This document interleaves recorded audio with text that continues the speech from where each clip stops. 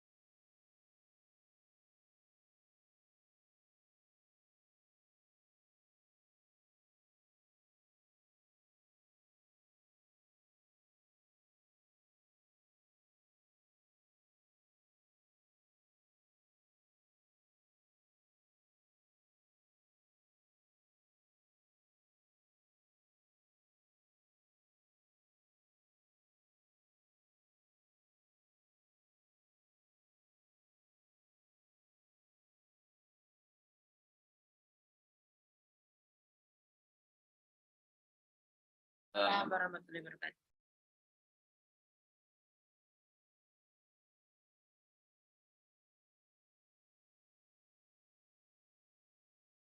And gentlemen, come to our seminar on threat and civic studies and research from an international perspective and the rules of master and doctoral studies in civic education in developing field of practice, and also launching a doctoral program in civic education at the Veugelers.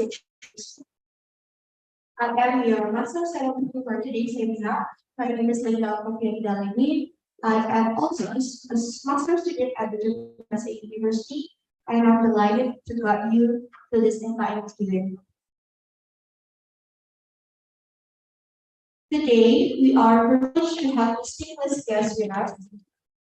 First, allow me to start with gratitude for Honorable the Dean of Faculty of Social Law and Political Science at the Jakarta State University, the Honorable the Chairperson of the Department of Civics and Law to Jakarta State University, and the Honorable all the lecturers who came for this event this morning. And the Honorable to our speaker, Prof. Wiel, Professor Veugelers has extensive expertise in the field of social and political science, and making him a valuable research for today's discussion.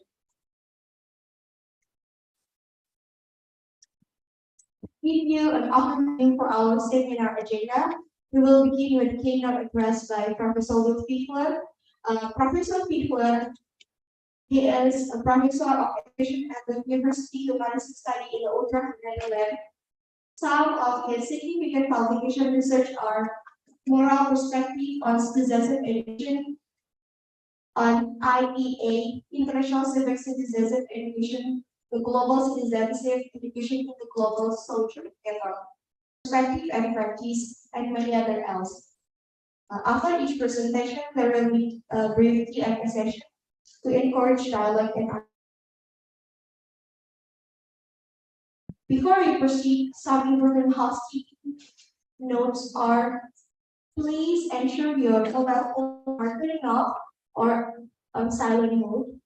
We will come to your question and encourage you to save that Q&A session. After that, we will launch the doctoral degree for Pancasila Civic Education. Ladies and gentlemen, we should all take a pride in the achievement and hard work of the Pancasila Civic Education program as the first doctoral program in the Faculty of Social Science, Law, and Political Science at the Jakarta State University.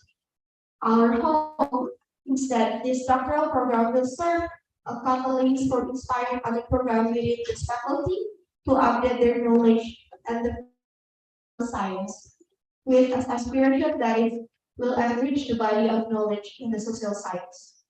Kepada Ibu Hadirin yang berbahagia, puji syukur yang kita panjatkan kepada Tuhan Yang Maha Esa atas dibukanya program studi PKN Doktoral Fisika UNY yang menjadi kebanggaan kita bersama. Pencapaian ini diharapkan memberikan motivasi khususnya bagi akademisi di bidang PKN untuk terus meningkatkan kualitasnya dan secara umum untuk memantik prodi lain mengikuti jejak baik ini demi masa depan UNY yang gemilang.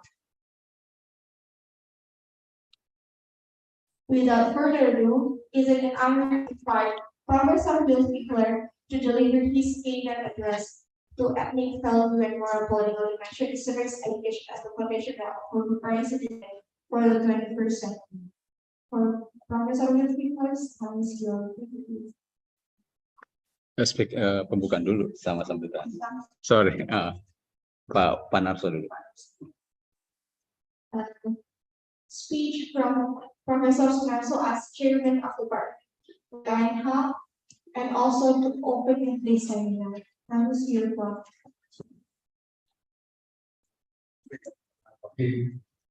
Assalamualaikum warahmatullahi wabarakatuh. Waalaikumsalam.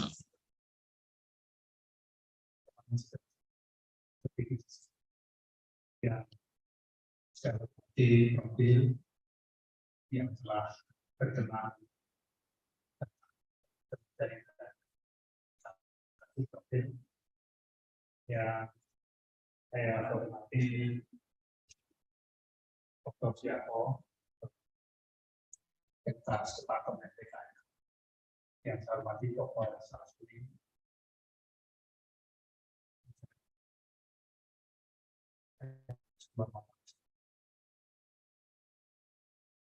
Mbak Wiel, seluruh mahasiswa S3 dan S2 dan sangat saya hormati dan saya berbahagia sekali pada pagi hari ini kita bisa berjumpa di ruangan ini, karena selama ini kita hanya berjumpa lewat tatap muka. Tapi waktu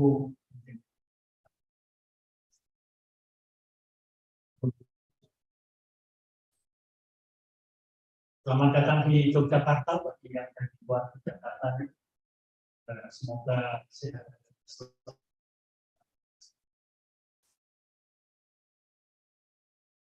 Ini kita akan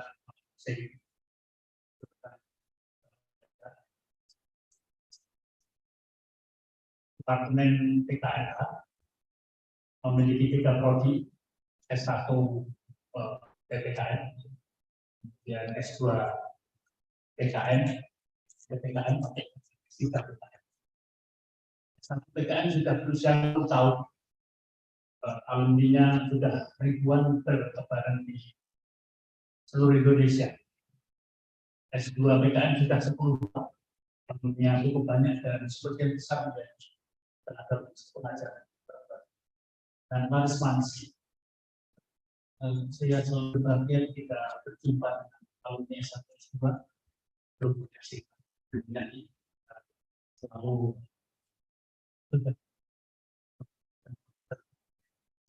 dunia.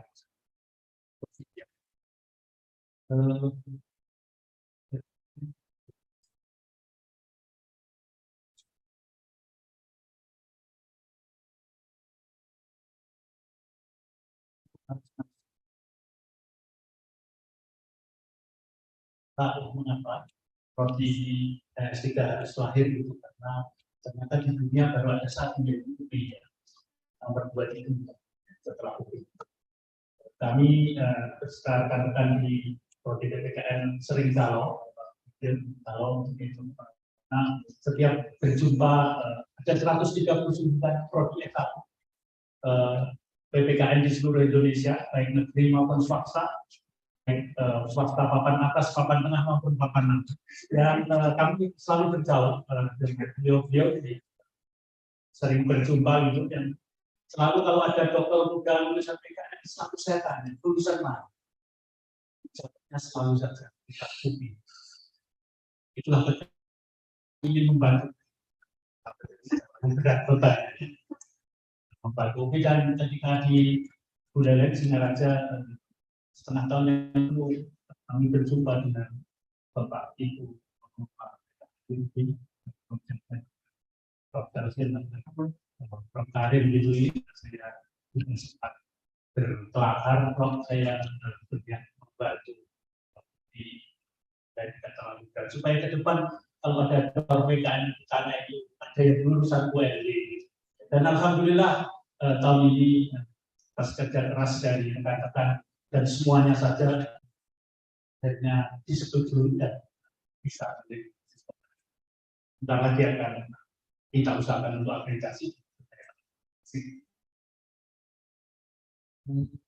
Karena ya profil untuk menghormati ini ini sejak SMP dan tidak disalahkan. Tetapi jelek-jelek Mbak dan Mas, hadirin percaya nggak, saya ini jelek-jelek menguasai 4 bahasa. Sayangnya dari keempat itu tidak ada bahasa Inggrisnya. Bahasa Indonesia, bahasa Jawa, Prof Inggris saya Prof Wiel dan Prof kasar saya juga sangat. Oleh karena itu izinkan saya mungkin pertanyaan dengan saya baca tidak Assalamualaikum warahmatullahi wabarakatuh. Good morning, respected faculty members, distinguished guests, and ladies and gentlemen. I feel deeply honored and privileged to stand before you today in the celebration of the Doctor Philosophy PhD program in civic education. This is a momentous occasion of our university, and we are in today proud to be a part of this job. A nation committed to the principles of democracy, citizenship is the heart of our society well-being. Therefore, civic education is a critical component of our education system. With the changing time and the growing complexity of societal demand, the creation of the PhD program in civic education is aimed at meeting the need for depth research and understanding in this field.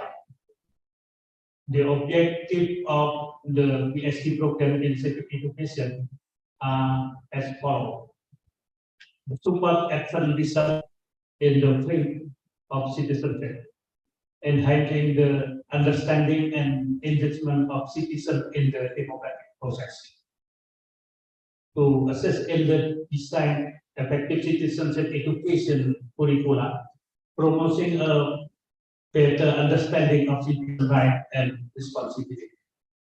To contribute good ideas and solutions to complex and challenging issues in the field of citizenship that society and government are grappling with. We hope that the PhD program civic education will serve as a platform for academics, researchers, and practitioners who are dedicated to strengthening the foundation of citizenship. We also hope that this program will inspire our younger generation to become responsible citizens and actively contribute to building the future of our nation. Finally, I would like to express our gratitude to all those we have contributed to the formation and launch of the PhD program in civic education. Without your support, this would not have been possible.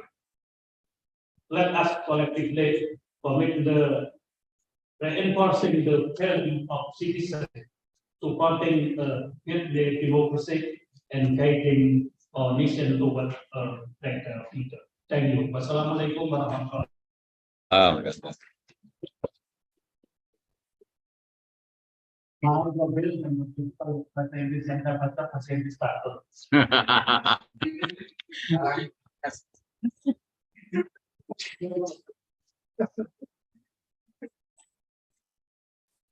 Good morning. Good morning. A pity that I cannot understand Bahasa. Colleague mentioned a lot of jokes. I don't know what it was. I wish I could understand. First, I want to congratulate the Department of Citizenship and Education with this new program, new doctoral program on citizenship education. And I also want to congratulate the students who are in this program. I heard already this year 9 new students started in the program, and I hope we will do a good research and also support the citizenship education in the media. Like my colleague was saying, it's so important, the citizenship education in building the nation, in building democracy. Well, it's fantastic that now you have a doctoral program here at this university. I also want to thank the department, and in particular Dr. Samsuri, for inviting me again here at the university. I'm coming here regularly since 2013, so about 10 years now. And I really like this university. I like Jakarta and like talking to students and finding out with them, the students and the staff. So it's always a pleasure to be here. And I say this also personally, I really like to contribute to the development of Indonesia. And as you all know, we have partly a common history, Netherlands, and Indonesia. And we did some good things in the past, but also some bad things. Sorry for that. But I hope we make life better for all of us, for the whole planet. And as I said, I'm very honored to be part of this opening of the doctorate program. And today I want to speak particularly about research on theory, policy, and practice of moral education and civic education. And because I know the people, the students in the doctorate program, they have to do research, they have to find a topic, and how they can do the research. So I hope my talk can help them. So I'll speak for 1.5 hours. If you have some questions, just ask. I'll ask questions now. It's nice if you have a more dialogue, not only that I'm talking. If you have some questions, I want to get your ideas. So this is Utrecht, this picture of my university. Professor Julie visited my university in Veugelers, and I hope maybe all of you come to visit our university. So I speak about moral education and citizenship education. I think these two are very much connected. You cannot have moral education that doesn't relate to society, to citizenship, and you cannot have citizenship education without thinking about morality, about moral values. So therefore, I try to combine them. So I've been working my whole life in Netherlands, university, but I've been giving attending conferences in universities. I can say all over the world. Quite a lot of work in Latin America, and my wife told me that exactly 10 years ago, for the science was teaching there in the same aula as KULIAH was teaching. So that was very interesting to speak about citizenship education in relationship with KULIAH, started this year. And so I found experience in Latin America, in the United States, but also other parts of Asia, in particular Indonesia. I know a little bit, particularly from my talks. I'm working together with Professor Wiel and other colleagues here at the university. And I did two recently. I did two research projects in the European Parliament. Parliament of the European Union. And they asked me to inquire about the implementation of citizenship education in all 27 European Union member states. So I'll refer to that also here in this lecture. It was a very interesting study, together with experts in all the European countries. And there's a national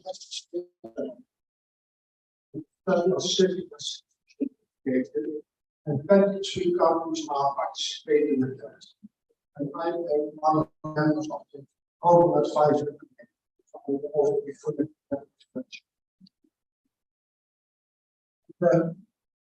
during my professorship, I've been supervising 17 PhD students.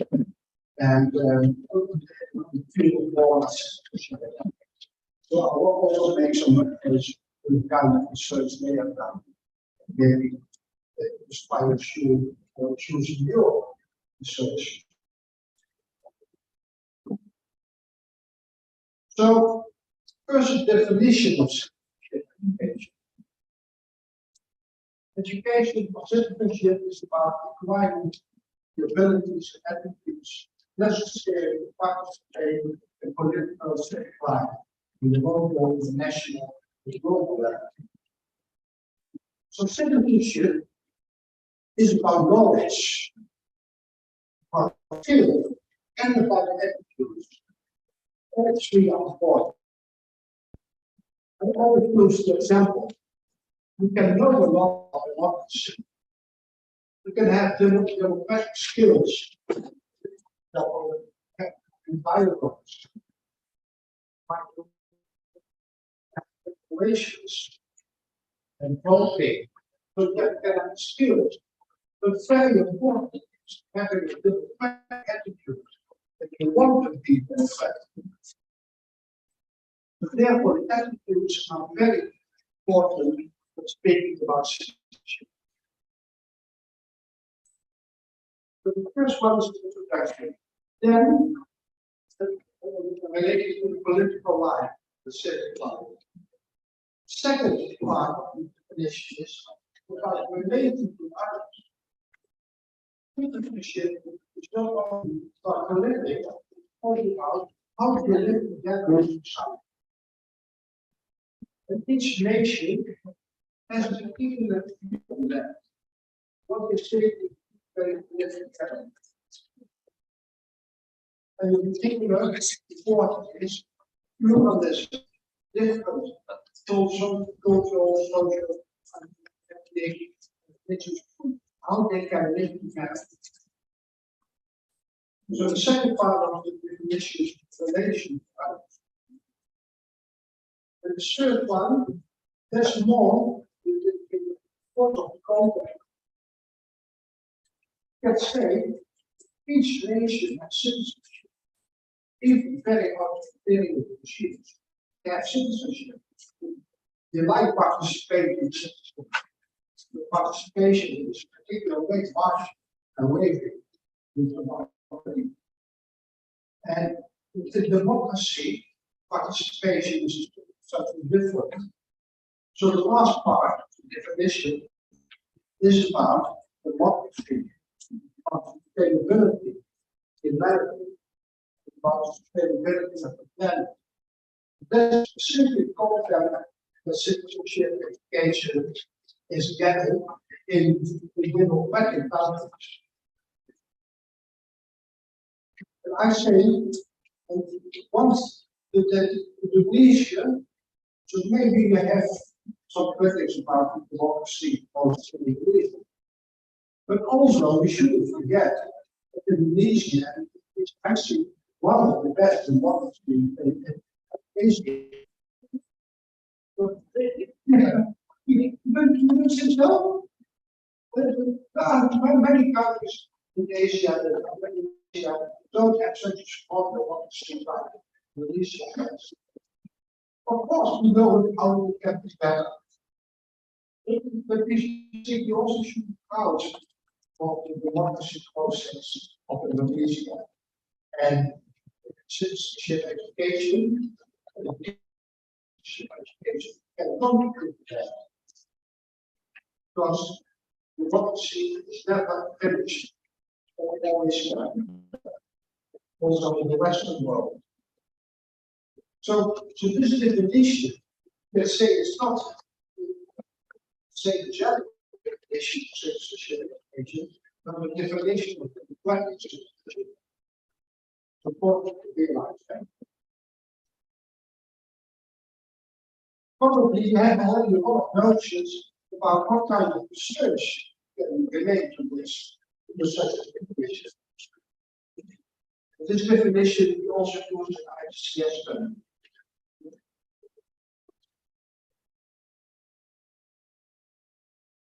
Few words, more words about concept of citizenship.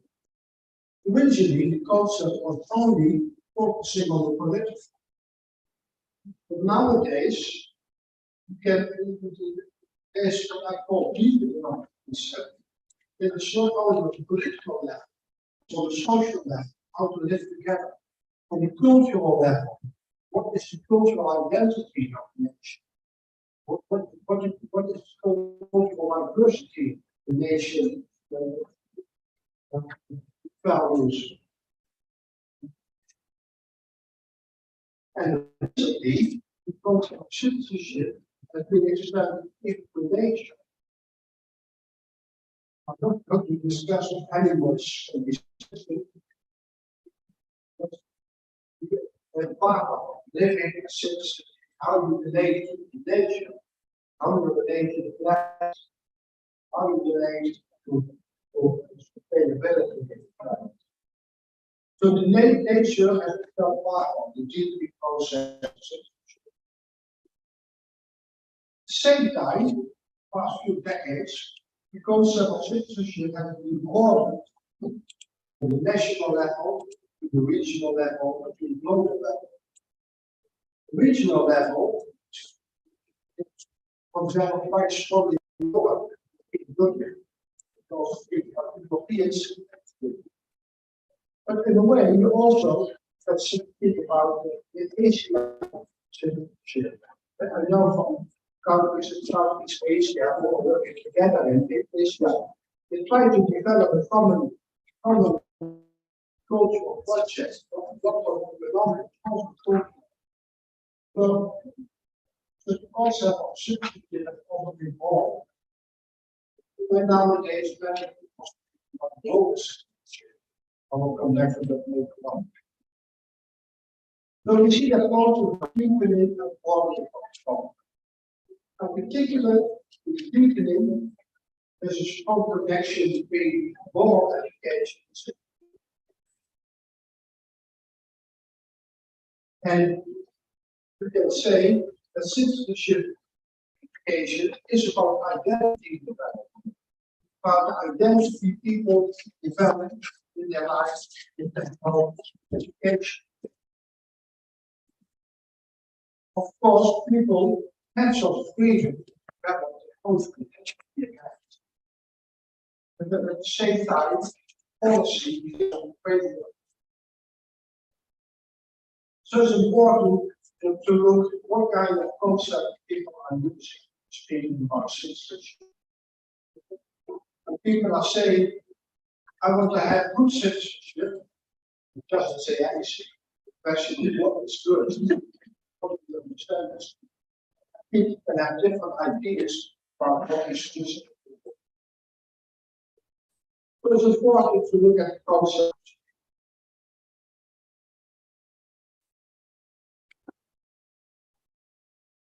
A few words about the learning process of citizenship.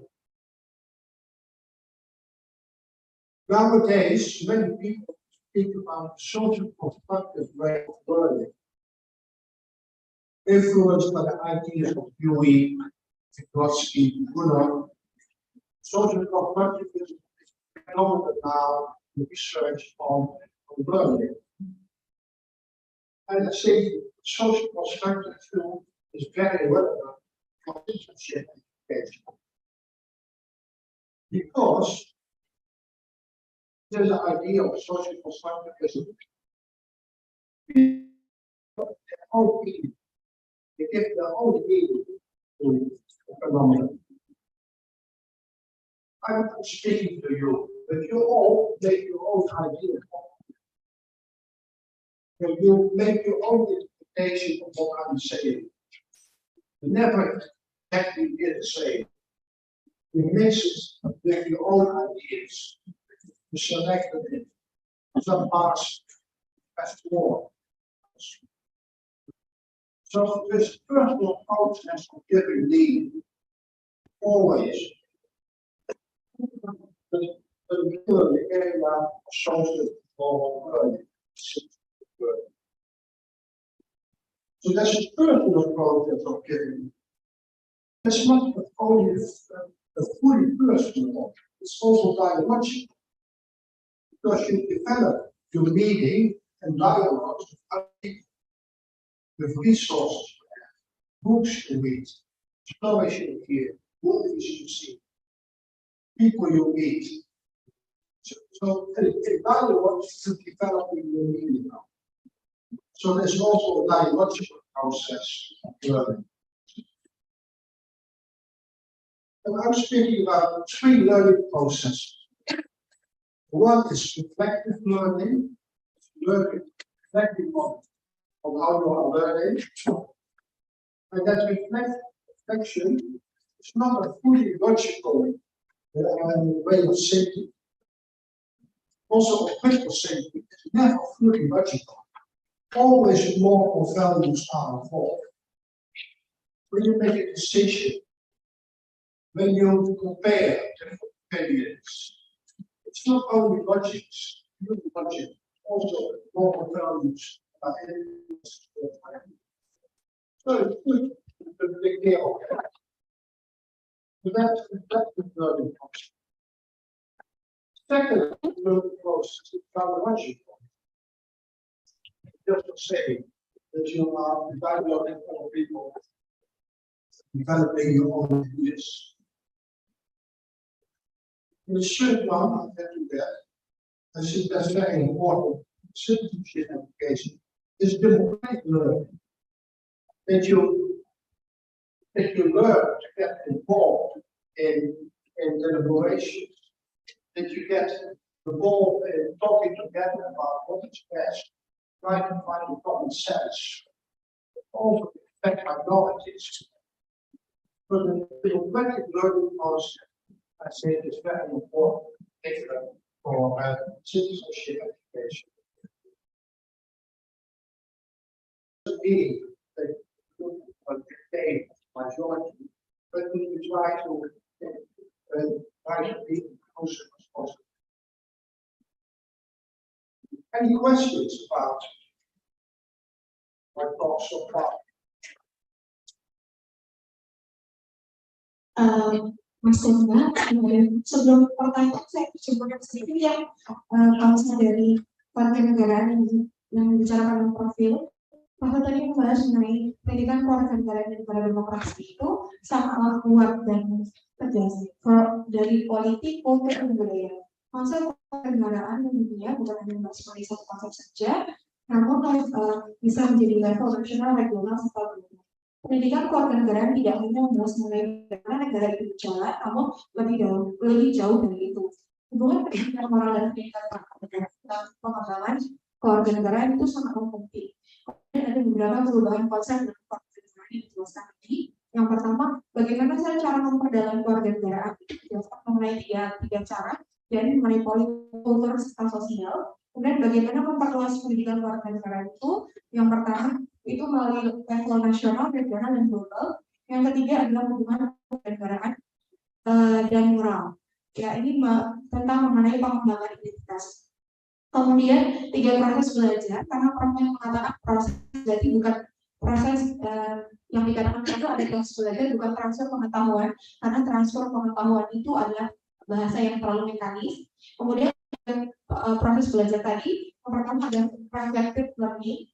Mereka memberikan aktivitas saat sebelum dan setelah pembelajaran, kemudian dialogical, dan tidak dalam moral pendidikan moral bersama mencari penyelesaian masalah. Ini dikuatkan dengan pendapat dari Martin Veugelers mengenai open learning process. Kemudian democratic learning itu adalah mencari hal yang baik dalam perpecahan masalah serta mencari solusi terbaik. Ini dari tiga slide yang sudah dijelaskan Prof. Wiel, apakah? Oke, boleh. Mas, silakan sebentar. I'm not sure that your question should be in English because we try to speak English here as well as much as I can. Thank you. Multilingual. Yes. Silakan Mas, diperkenalkan namanya dan berasal dari mana. Thanks a lot for this opportunity for especially. I will introduce myself. So I come from Civic Education Master Program. So That's very interesting from your presentation here.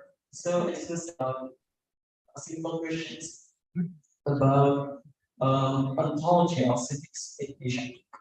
So how we can to explain about the civics as ontology of science philosophy like that. And then the practice in Indonesia, yeah, about the education, civics education. I'm sorry. We are really curious about the orientation of the Indonesia between our Republican, communitarian, or libertarian. So we are really curious about practice or orientation of the civics education. So you can give us explain about it and explain first. This is a good question. What is the approach of citizenship education? And why we choose a certain idea of citizenship? That's the question behind it. And as I was showing in the presentation, you can have different ideas about what is good citizenship, and different philosophical, cultural, and religious ideas are behind that. And they are influencing what is good citizenship. But my colleague Esther used to say that the main goal of citizenship education is to discuss what is citizenship. So question back. Also it's important one from the European Parliament was saying that many countries are debates about what is democracy, what is citizenship, what is education. We see that's very important. And there should be a permanent dialogue about what is citizenship. So you cannot have a kind of debate that this is good citizenship and that the whole nation has to follow it. It's very good. Debates about what is good citizenship. And different people can use different sources for determining what is good citizenship. Is that everybody else to invest? I hope after my talk, yes, I think. Second, ada yang mau tanya? Now we for the second question.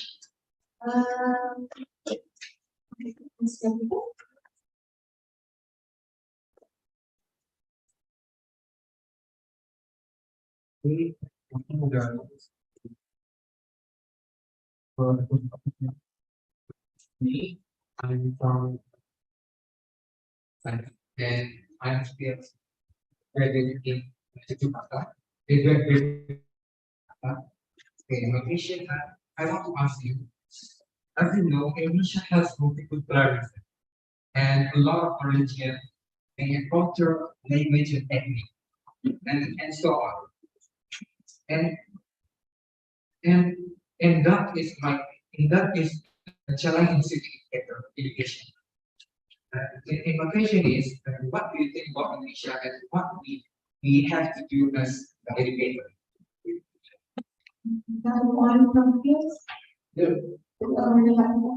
So this is very big question. So Indonesia has to do, and I hope in my talk that I will explain what I see is very important. And you can have different ideas about that. And I see in particular in Indonesia, it's very important to be inclusive, to have vision about pluralism in the country. different parts of the country with different cultural groups. They live together.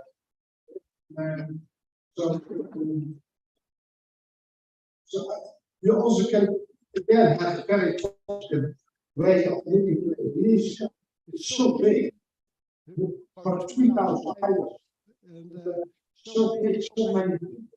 So it's very good. That's the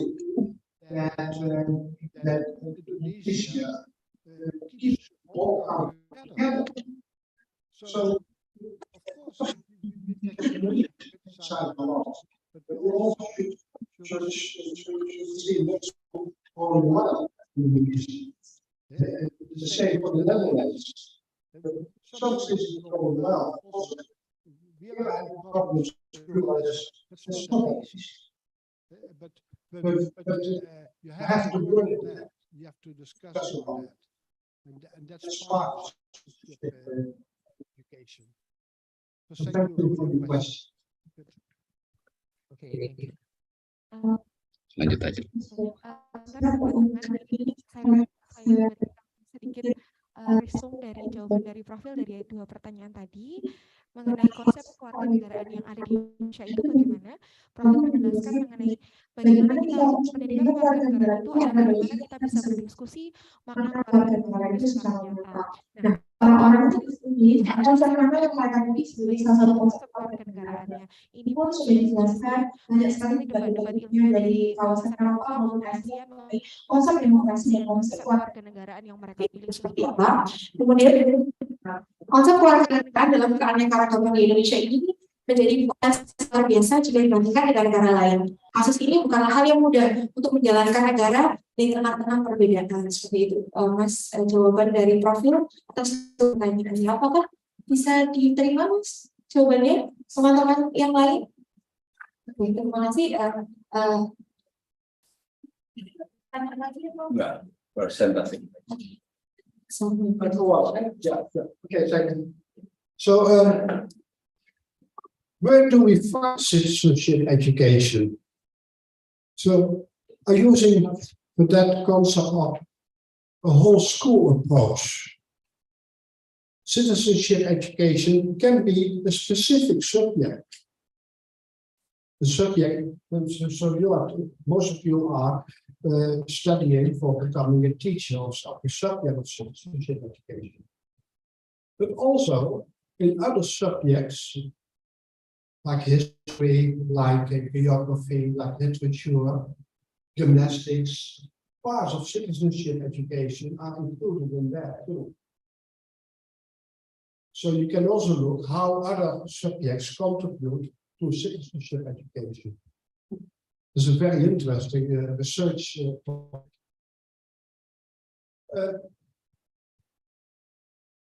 Part of the whole school approach is also the way of learning and teaching. And so you can think about different ideas about learning. Transfer model, but also a more biological model. And space for individual development.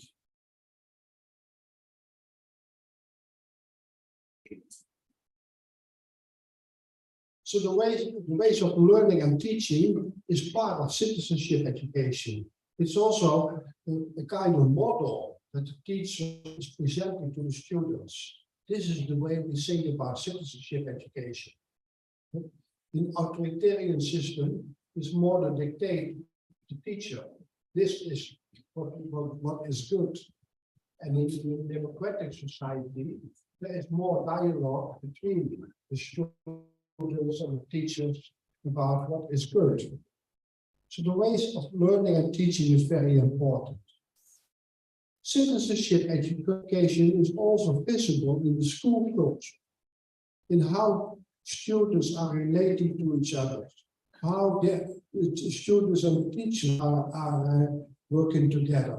What is the formal organization of the school? So and what is the informal organization? So the school culture is very important for citizenship education. Some scholars even are saying that the school culture is more important for citizenship development than the formal curriculum. I don't know if you agree with that, but some people are saying that. Particularly people who are coming more from the area for moral education.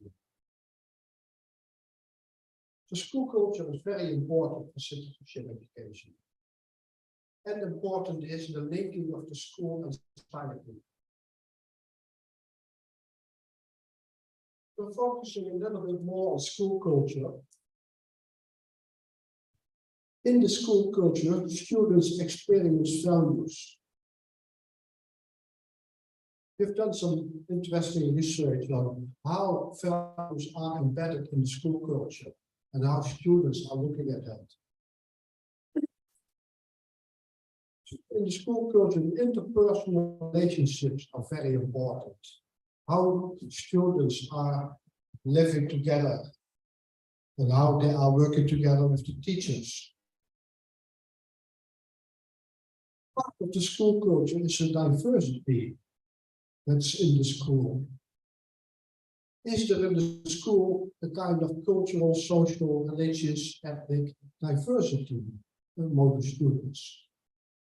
I think for citizenship education, it's very good if there is diversity. Then people learn to live with diversity. Use pluralism. But not only the students, but also the diversity of the teachers. It's very good if both men and female teachers, young teachers and elder teachers. Teachers from different social background, different cultural background, different religious background, different sexual orientations. So diversity among teachers, I think, is very important for the students. That they see that in the school, different people, different teachers are working together. So the diversity is not only important for the students, but also for the teachers. And in all that, these are a moral example. They show the students for what is a good behavior. So the school culture is very important when speaking about citizenship education.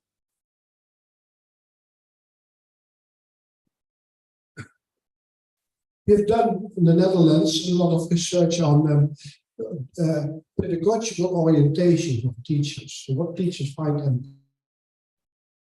And then we find 3 different groups, clusters. We did quantitative research and qualitative research. And the first group is adaptation and discipline. And that means that pedagogical goals are important as you should behave well, you should listen to the teachers, the parents, or other people. You should do your homework, be on time, be friendly, be nice. So the adaptation and discipline is a very strong group of pedagogical goals. It's very cool. That you want to help students to become independent, that they take responsibility for their own life, for their own learning, for their whole life, that they develop critical thinking, that they become autonomous persons.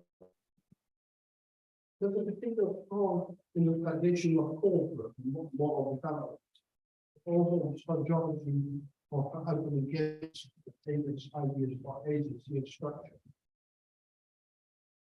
And the third orientation we find is a social orientation, care, empathy, social justice. The social orientation can have different psychological and political orientations. And different scholars are linked to it. For example, knowledge with care, and power of faith and social justice and the power of it. So the third orientation is cultural orientation. And in reality, the skills in educational practice is a combination of these orientations.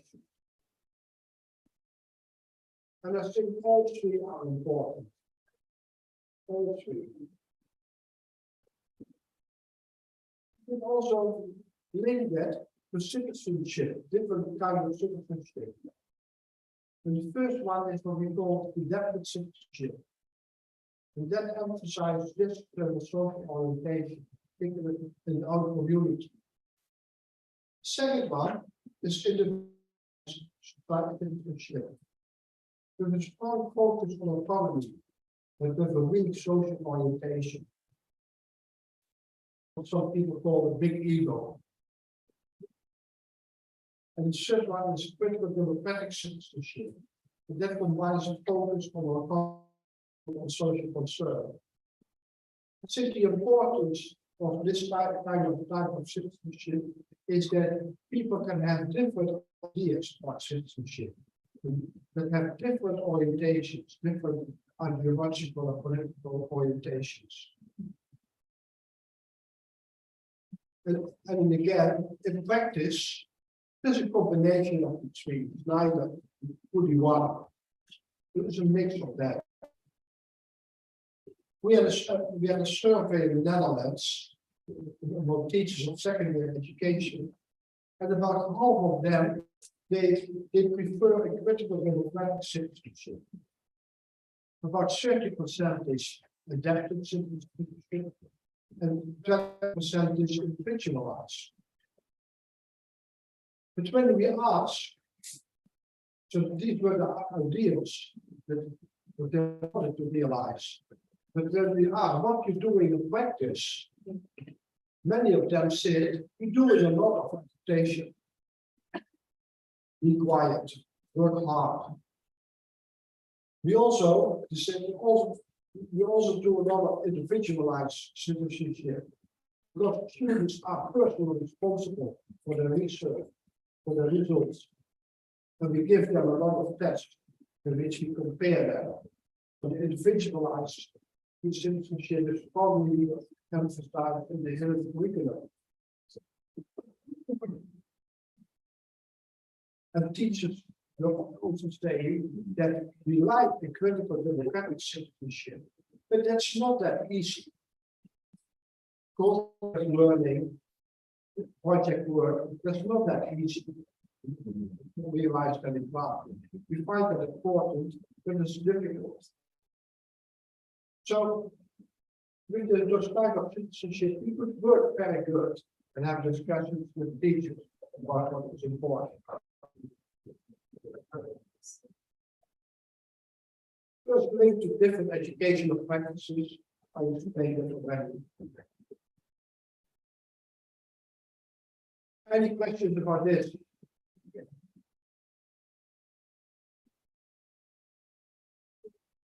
For this part, before we open the question section, let me translate the 3 slides for Profil mengatakan mengenai pendekatan seluruh sekolah dalam pendidikan kewarganegaraan itu. Pertama, pendidikan kewarganegaraan yang subjek khusus, kemudian diintegrasikan dalam sekolah mata pelajaran PKN, kemudian cara belajar dan mengajar, budaya sekolah serta hubungan sekolah dan masyarakat itu poin penting dalam pendidikan kewarganegaraan. Kemudian berkesinambungan dalam pembelajaran di sekolah. Kemudian cara seorang untuk belajar dan mengajar penting dalam pembelajaran kewarganegaraan. Nah, budaya sekolah ini dijelaskan oleh Malcolm bahwa you cannot learn democracy by book. Kita tidak bisa membelajarkan demokratis hanya berdasarkan dari buku, tapi juga dari sekolah, dari masyarakat, seperti itu. Kemudian the experience of demokrasi important bahwa pengalaman belajar siswa dalam pendidikan demokrasi itu penting diajarkan. Kemudian hubungan sekolah dan masyarakat, budaya pembelajaran kewarganegaraan internasional, berbagai pengetahuan dan pengembangan nilai-nilai kewarganegaraan, kemudian hubungan antar personal peserta didik juga penting dalam pembangunan pendidikan kewarganegaraan. Kemudian guru adalah sosok yang dicontoh pertama dalam penerapan moral.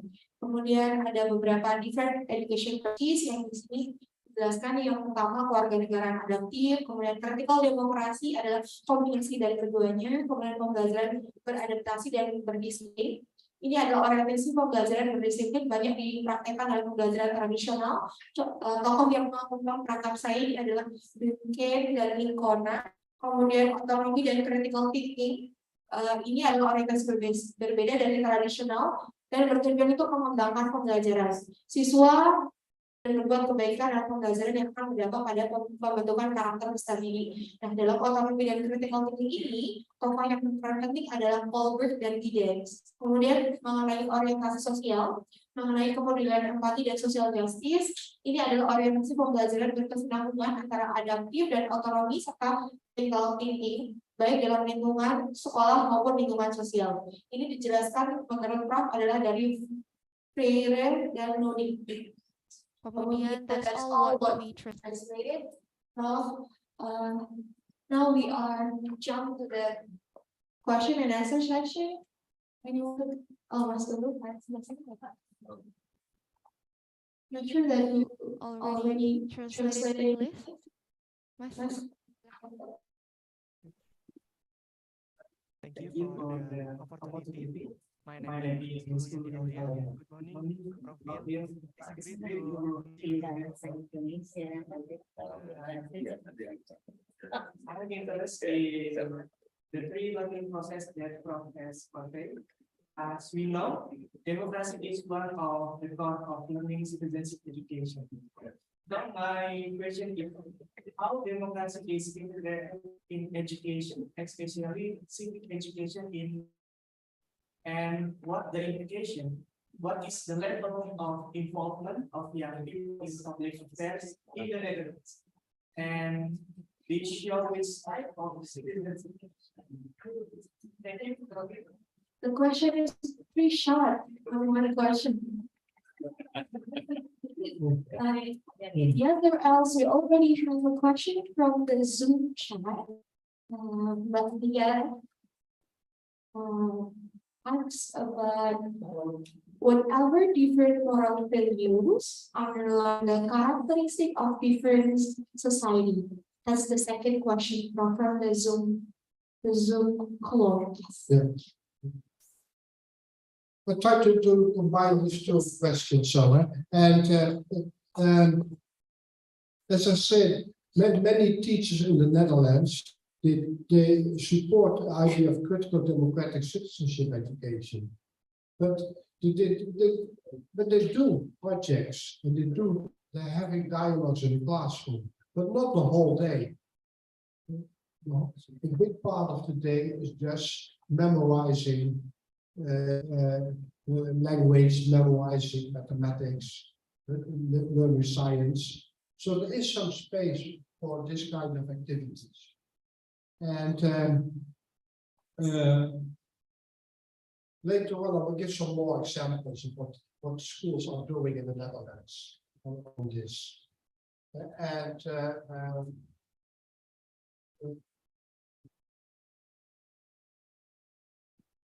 I think it's important to be aware of that there are different possibilities in making citizenship more democratic. And I'm not the only one who make this kind of different orientations. For example, Joel Westheimer and Joseph Kahn also make such a distinction. And there's a very good review article of Johnson and Morris about different concepts of citizenship education.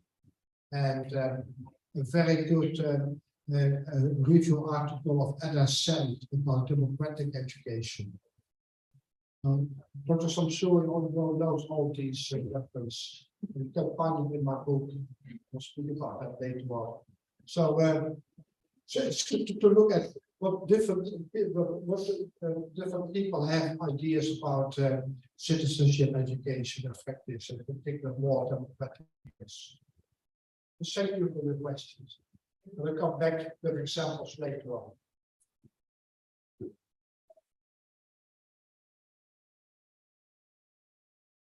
So that was more about a national idea of citizenship education. Now go more to global citizenship education. Because nowadays many people are using that word, global citizenship, that we are responsible not only for our own country, but also for the planet.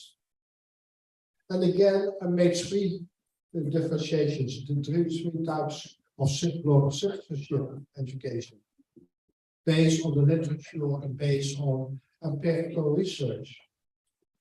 The first one is an open global citizenship, and that's a neoliberal market ideology of openness. That you are open to other cultures, that you're open to the market, and so that's the first type of citizenship. The second one is a moral global citizenship. And that's about appreciating diversity. So more than the first one is about appreciation of diversity, enhancing humanity and taking care of the world. Altogether, it's a moral call for a better world. This is in particular emphasized by Martha Nussbaum. Maybe some of you have heard about her, American philosopher, who is really working in tradition of Aristotle.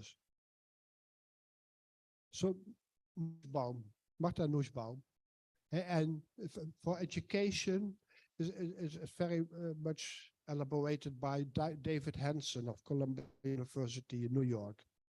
He speaks about cosmopolitan citizenship. So that's the moral global citizenship. And the third one is what I call a social-political global citizenship. And people in this position, they are criticizing moral global citizenship because they say it's not political enough.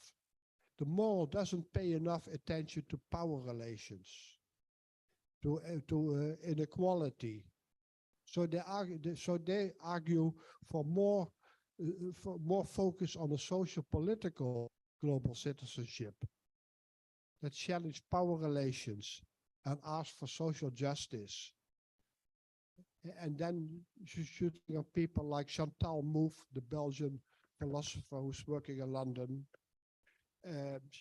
Ernesto Laclau from Colombia, Paulo Freire from Brazil.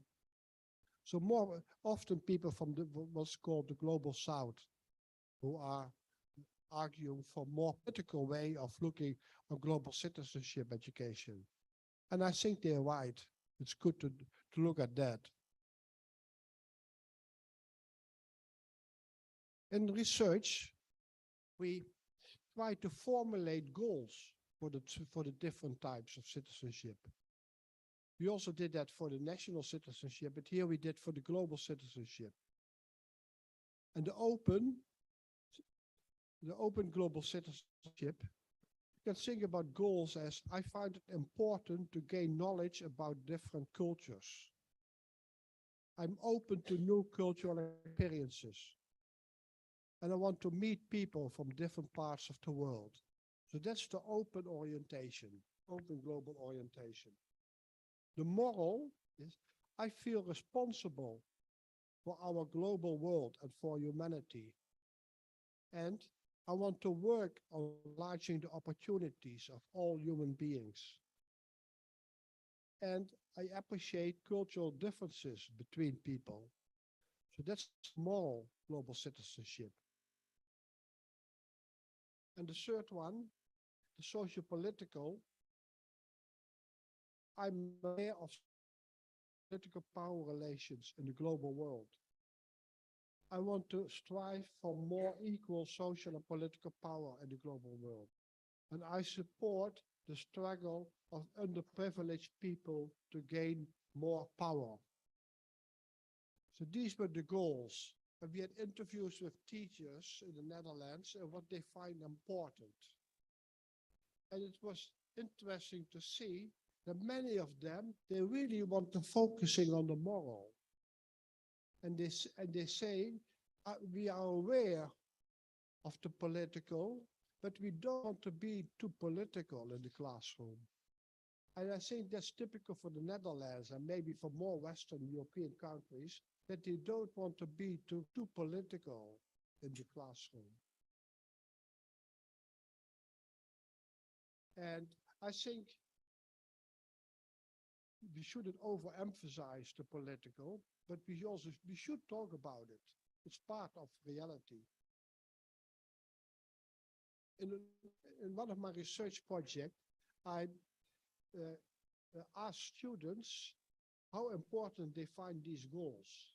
And I did that with students in our program of moral education and citizenship education, and students here at the university.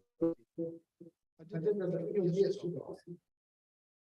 And students of citizenship education. And please say, wow. I want to be a sponsor.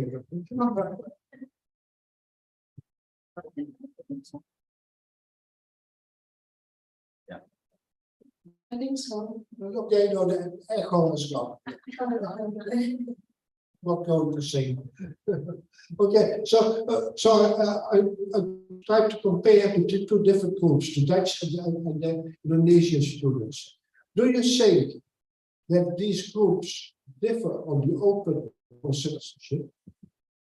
Who thinks that the Dutch do better, or who thinks that the Indonesian do better, or that do the same? Adakah argumen bahwa pendidikan kewarganegaraan di Belanda itu lebih baik dibandingkan pendidikan kewarganegaraan di Indonesia? Nah, jika dibandingkan tiga aspek ini, terbuka, moral, dan sosial politik. Jadi silakan raise your hand. Not yet. That's better. The open, the Dutch or the Indonesian students? Kalau dalam tahap open terjadi, siapa yang lebih unggul kira-kira, Indonesia atau Belanda? Pendidikan kewarganegaraannya. UN-nya unggul. UN-nya unggul. Bisa. Ayo Mas Aziz, sepertinya ingin mengutarakan sesuatu, Mas Aziz. Silahkan, silahkan. Tapi I'm good speak ya. That's why you can try English. Welcome, Prof. Bismillahirrahmanirrahim. Perkenalkan, saya Adi Setiawan. Saya sangat menarik sekali pembahasan pada pagi ini. Yang saya rasakan memang kebetulan karena saya juga cinta negara Belanda. Karena saya mengikuti itu kapal ke Belanda. Jadi kalau transit kayak gitu ya, Linda ya. Kapal ke Belanda. 2 kali itu. Iya, mau nonton bolanya. Nah, jadi memang kalau pertanyaannya ketika dibandingkan mana yang kemudian baik antara Belanda dan Indonesia, semuanya punya fashionnya masing-masing gitu.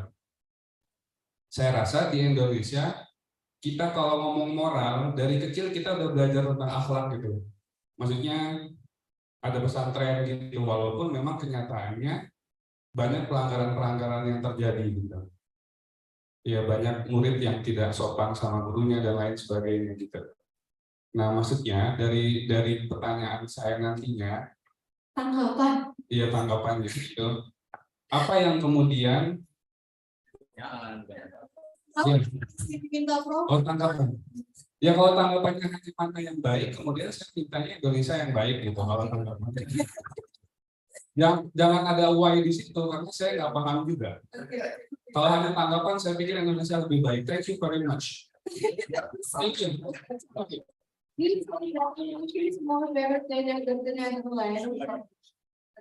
He say Indonesia is more better than Netherlands in the open global. Yes, Indonesia. Ada lagi? Number else? Silakan Ibu, monggo Ibu.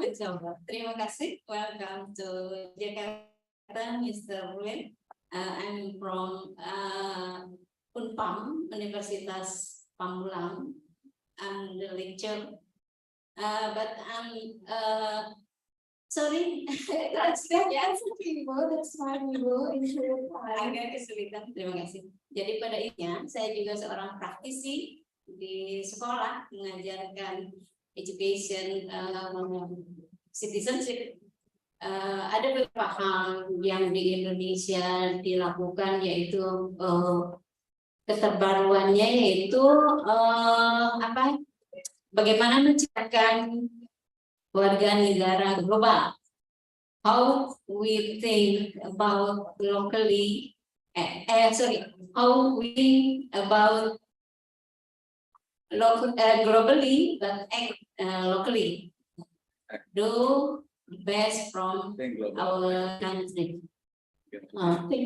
But dalam prosesnya kami menemukan beberapa hambatan karena kita beda culture-nya. Many culture, student many culture, economic too, social economic too, different, very different. Nah, ini menimbulkan sebuah kesulitan ketika kita memberlakukan atau mengajarkan how grow to social problem, ya, making the decision of social problem. Itu ada kesulitan karena mereka berpikir tentu saja berdasarkan lingkungan mereka sendiri. Nah, begitu. Kemudian yang kedua itu dari studentnya. Yang kedua dari teachernya sendiri. Banyak sekali guru yang belum memahami konsep atau penerapan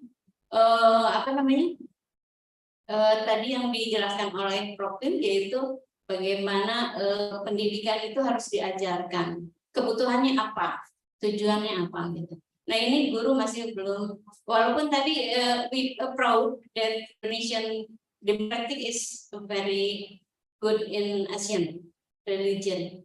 Okay, thank you for your appreciate. Semoga itu benar, ya, that's true. Okay. Kemudian yang kedua di mahasiswa, yang ketiga di dalam di fakultasnya in fakulty kita juga mendidik bagaimana calon guru, how to be a good teacher from for education, ya begitu. Ini juga mohon bagaimana perkembangan di Holland di sana, mendidik guru-guru PKN gitu ya kalau di kita.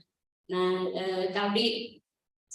kalau di Indonesia seperti itu kondisinya, kalau di sana seperti apa? Untuk bisa menggulirkan global citizenship education. Thank you very much. Thank you so much for the question. Warga Subang sudah mempertanyakan pertanyaan luar biasa. Thank you. You already got the point from Wiel, or you already okay, thank you so much. Iya, Prof Wiel keren, ibu istrinya keturunan Indonesia ya. So it's good point you made about the global. So linking the local and the global. And I say the notion of democracy is the linking. That we should, at the local level, we should have democracy. And the jury will say that we must see democracy as a way of life. Not only a political system, but a way of life. That you try to live together with other people in a good way, that you respect them, that you try to evaluate, so that democracy is part of your daily life. And that's on the global. And on the global, we also should support democratic processes. Not only in countries, but also on the global level.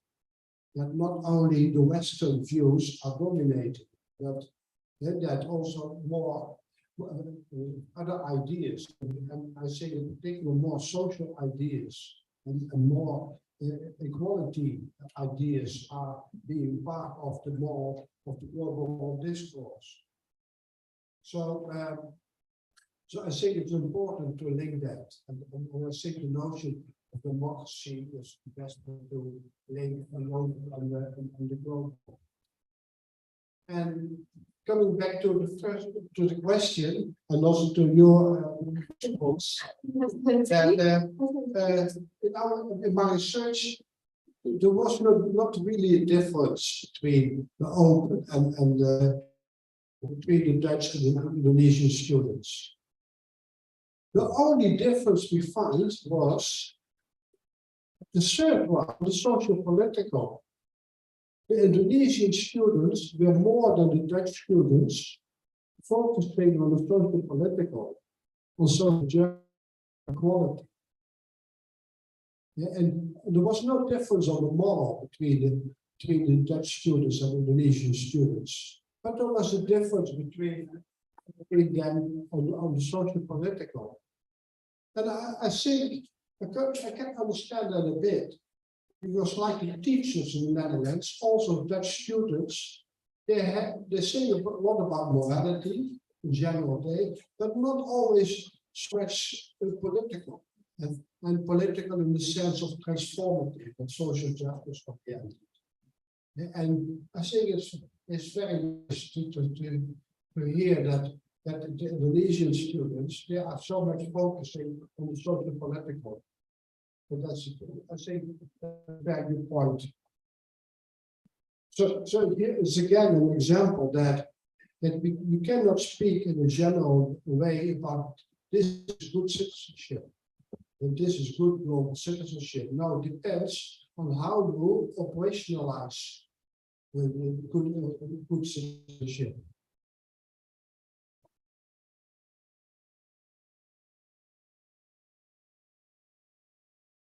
So we have a short break now or a little bit on.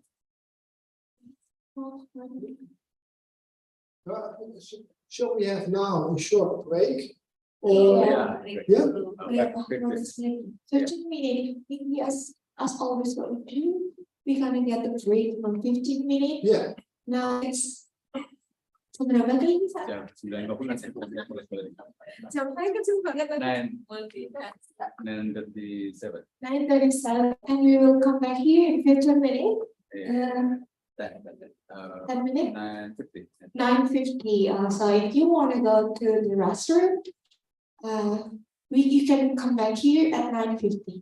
Thank you so much.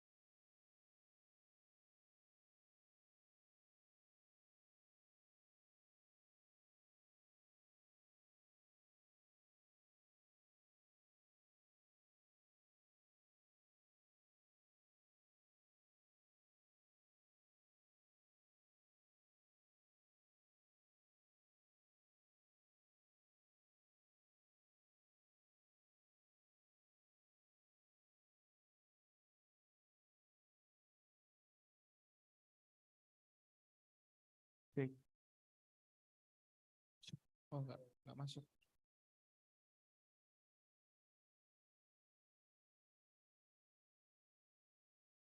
Cek, cek.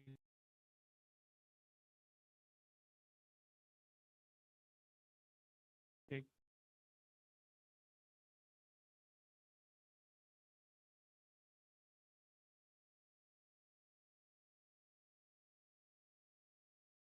Cek, 1, 2.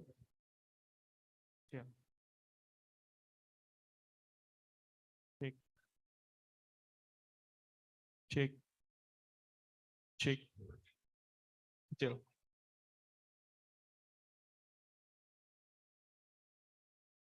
Cek, cek, cek, cek, cek, cek. Cek.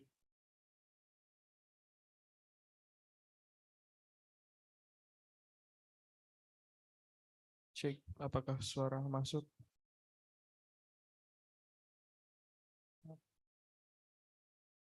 Masuk, Pak.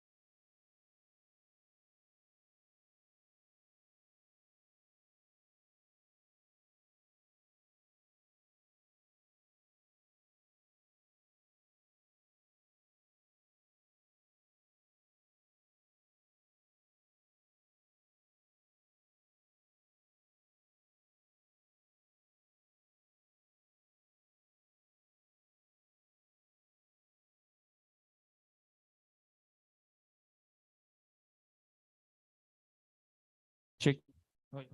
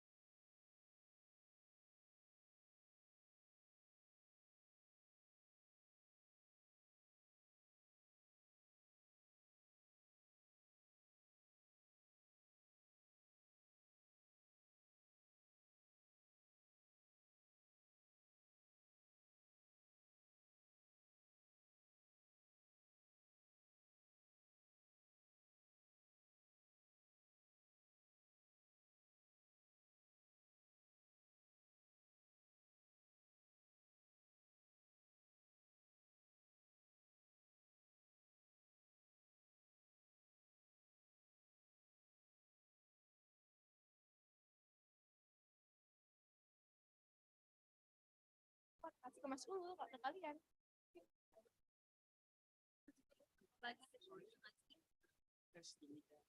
Thank you. Cek. Mas,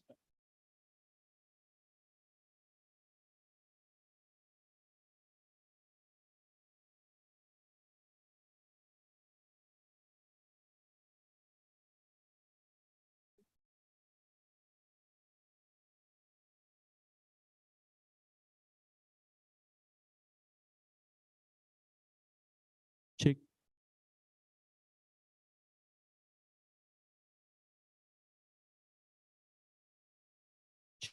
Satu, dua, tiga, cek.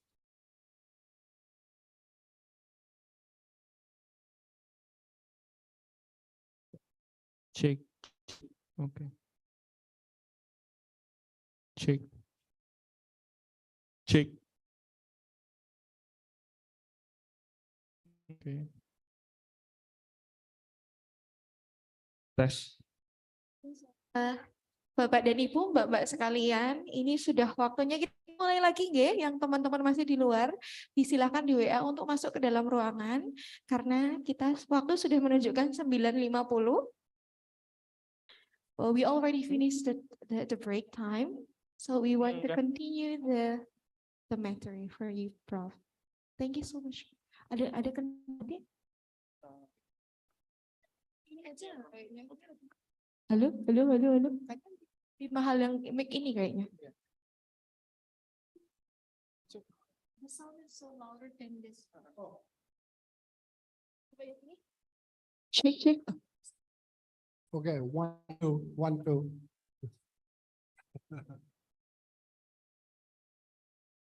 Okay, now I go on. I want to speak now about concrete research projects. And first about 2 studies I've done for the European Parliament. I announced that before. And so inquired how in all EU member states, all 27 European countries that are member of the European Union, work on citizenship education. And here are the main conclusions. At the moment, culture and nature gets more attention than social class and power relations. So the study for the Parliament is more space for being critical than when you're doing for the government of the European Union, the European Commission. So we really could formulate this kind of critics. Also, there's a limited idea about democracy. It's considered in particular a formal sense and not paying attention to social justice as part of democracy. A lot of citizenship education is inward looking at the national history, the own culture. So not so much at the global, but on the strong focusing on the national citizenship. And global citizenship is strongly neoliberal, with a focusing on competition versus solidarity, like Carlos Alberto Torres is saying. And there is quite a lot of inequality between students that are in the lower tracks and students in the higher tracks of secondary education. A lot of inequality in society, but also in education, and also relating to citizenship education. And recently, there is less focusing on the global orientation, but more on sustainability. And I think both are needed. And last, thank you. Cup of coffee. Thank you. And last but not least, there is a gap in many countries between policy, in the policy. So not only a gap between theory and practice, like many people are saying, but also a gap in policy. And with that, we mean that on the ideal level, on the very high level, they have nice ideas, nice goals. But when it comes to concrete measures, to the concrete curriculum, we don't see so much of those nice goals. So that's the difference between the intentions and between the practice and the policy. I think that's what's going on in many countries. There are some good examples in which there is a better balance, in which there's more policy. For example, Portugal and Croatia, and also Finland.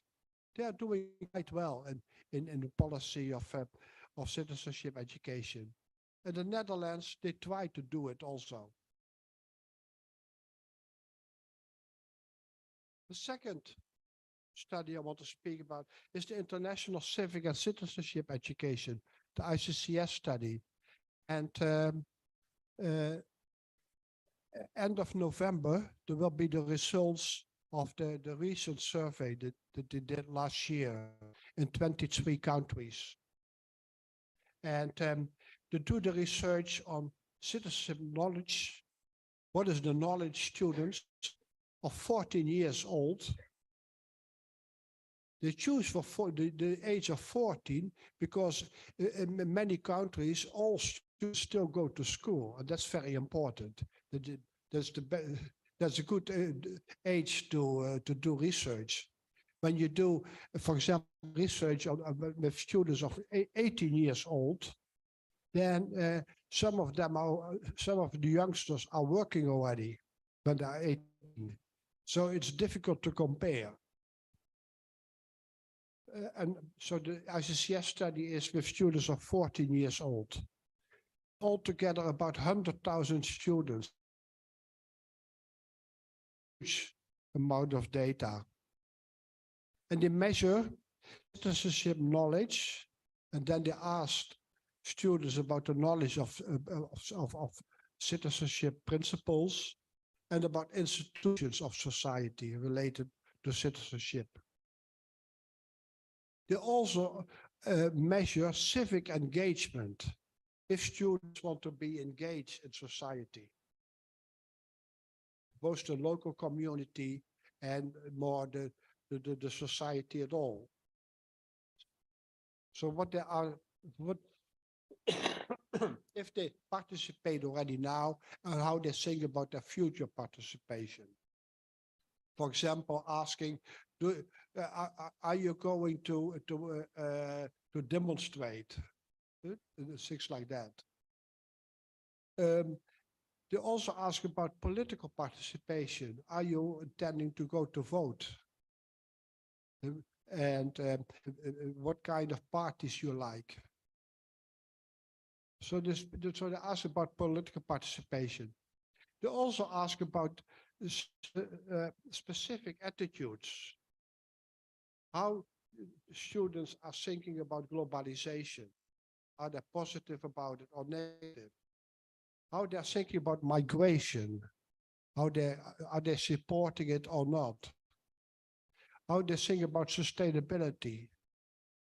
So different attitudes on aspects for the part of citizenship education. And some of the results of the study of 2016 was interesting. The best correlation of variables is of the open classroom climate scale. And that measures if in the classroom, students have the possibility to express their ideas, if there are possibilities for dialogues, that kind of educational climate. And that correlates very much with all those aspects of knowledge, and in particular with attitudes. So that's a very good indication of that citizenship education can make a difference. In general, girls are doing better than boys on knowledge and on attitudes. And for students with a migrant background, is a little bit different. Sometimes some parts are doing well, and better, and other parts are not doing that well. But it's not a general tendency. But also social class is very important. Students of the higher, that are at the higher level of the tracks, they are doing much better than the students on the lower tracks. That's real an issue in this study. And the surprising, one of the most surprising results of the ICCS study is that people students who have quite a lot of citizenship knowledge less want to participate. So that's a little bit contradiction. That students who learn a lot about politics say, "Ooh, I don't want to be involved in that." So that's, we don't know exactly how we should think about that. There's a paradox. You cannot say, okay, therefore we don't learn them anything. Then they go to participate. So it's good that they have knowledge, but the knowledge doesn't result in better attitudes. But together, this is an interesting study that gives a lot of data always. And if you go to do research, you can get it, maybe you can use part of it.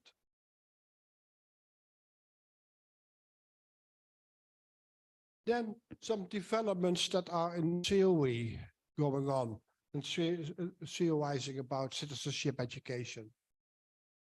So that tension between autonomy and social concern, that's a real issue in theory. And what I often discuss with my friends from Asia is that in Asia, compared to the Western world, there is quite a strong social orientation. People are quite connected to the community, to the local community, to society. And in the Western world, we are focusing a lot of autonomy. Sometimes too much on autonomy, I think. So my idea is always that there should be a better balance between autonomy and social concern. The Western world should become more social, or maybe say more social again.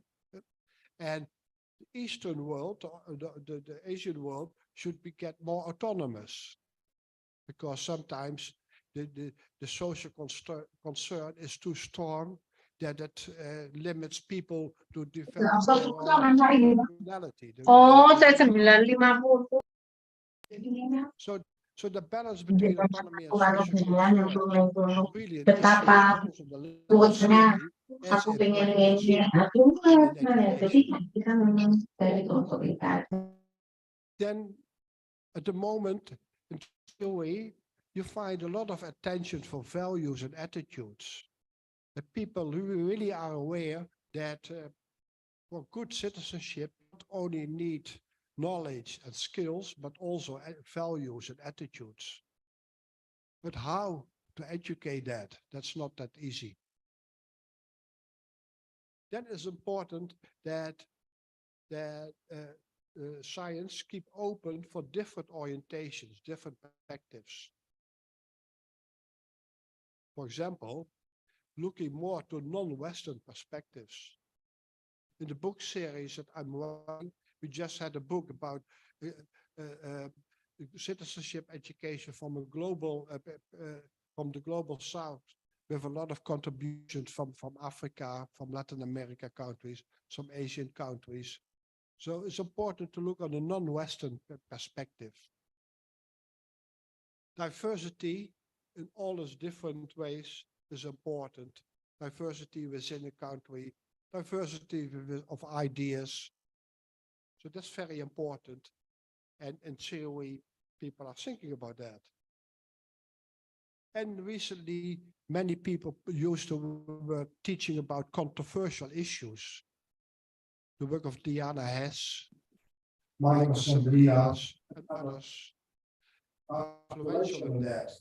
And so probably you know that when teaching citizenship education, we have to deal with sometimes with different issues. For example, about religious freedom. For example, the choice of people to choose for their own religion. People have six different ideas about that. Different ideas about how the world should develop. So different ideas about certain wars. Ukraine, for example.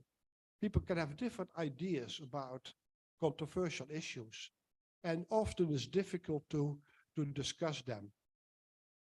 For example, in the Netherlands, we have some controversial issues like about the role of the Dutch in the slavery. We transported many people from Africa to America. And later on, they were not slaves, but when we call that contract laborers from Java to Suriname also. So that's a real controversial issue in the Netherlands. You see that the opinions have changed a little bit the last few decades, that now our king even has said sorry for also the role of the royal family in the slavery trade. And so people are saying that we haven't done everything well. Related to Indonesia, so the Dutch had the VOC, and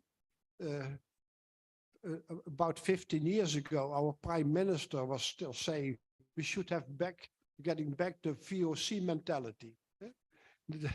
That we are running the world, and beat the English Navy and Marine, but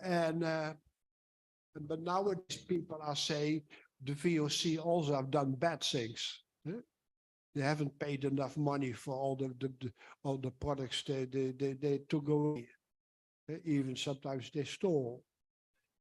So we should also think about the negative aspects of our history, and sometimes say sorry about that. So there are controversial issues, and it's not that easy to discuss them in classrooms.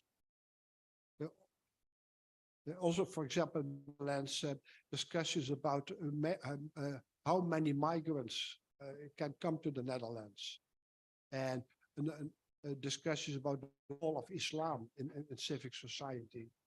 So these are controversial issues, but also within the traditional Dutch culture. For example, we have very traditional Christian people who don't want to accept different sexual orientations, things like that, who don't want to mix with other religions. So controversial issues are very much part of education, and in particular of citizenship education.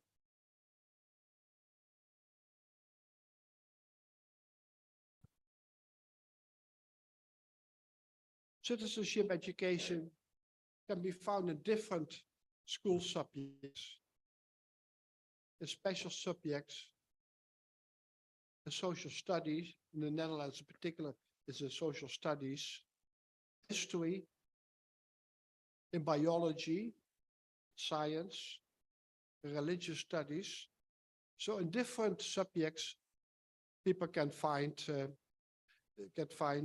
citizenship education.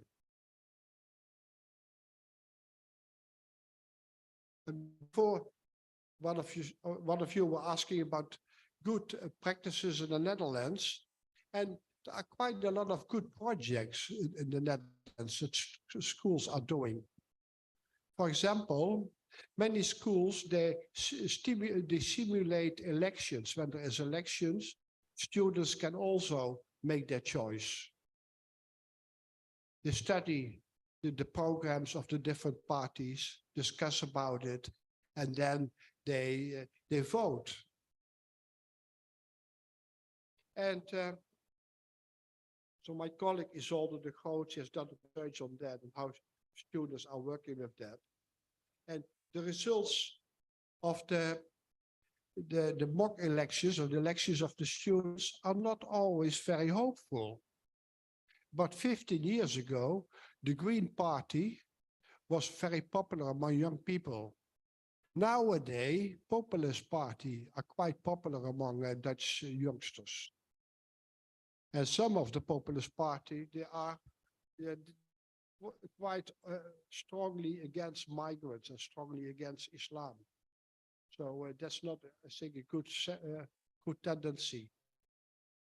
So I hope the youngsters becoming more social and more in support of democracy, more in support of inclusive society. So these are mock elections, very interesting projects. Then anti-bullying. Bullying in Dutch schools is a problem. Like in many countries, bullying is a problem. And there are anti-bullying programs for that. Schools organize multicultural activities, which people from different cultural groups come together and learn about each other. But also, for example, that students are going to different, how you say that, praying locations of the different religions, going to a mosque, to a church, to a synagogue, to the different religions. So that kind of projects are very much part of citizenship education. Then project was called service learning. I don't know if you're familiar with that word, service learning. And that means that students are going to do projects in society and that they try to contribute to society. And there are nice examples of that. And I really like projects in which young students, sometimes even from primary schools, that they are teaching elder people how to use the computer and how to use mobile phones. I've seen very nice examples of that small children are teaching elder people. So a kind of reverse pedagogy. So I really like that. Yes, sir. Also in here, young people teach, like me, I teach my mother how to use mobile phone. I teach my mom how to text in WhatsApp. I teach my mom to send a voice note on WhatsApp. That's what happened to Indonesia, bro. Yeah, we're gonna teach each other. Oh, helping. Oh, it's not teaching, it's helping. Oh, that's a big question, Ibu. Okay, what's it? Time is here, Prof. Yeah, it's good if they do more teaching, so that they can elder it themselves. So yeah. And it's good that you're doing that, but it's also good to see that with 10 or 11 years old. Yeah. Yeah, so service learning is quite popular in the Netherlands. All kind of activities. Also, for example, that students are working in the community, do all kind of community activities, organizing sports games, helping in shelters for homeless people, helping in houses for the elderly people. So it's all different kind of activities. I think that's good for developing a community feeling of students. Community work is a little bit same as service learning. And there are a lot of charity activities in schools, so that students try to make money for the event, yes. for not for themselves, but for a charity. So, and for example, that they bake cookies and sell the cookies, or that they are running in a marathon 5 kilometers to get money, to get charity. Yeah, fundraising program. So that kind of activities there are a lot in schools, and I think that's important to be part of citizenship education. Then some concerns, particularly in the Netherlands. We have a lot of segregation from social and cultural class. Also, once with my students to a school in a neighborhood with many migrants. And those students, from migrant students, they say, we want to integrate in Dutch society. We want to be part of Dutch society. But we don't meet the Dutch people.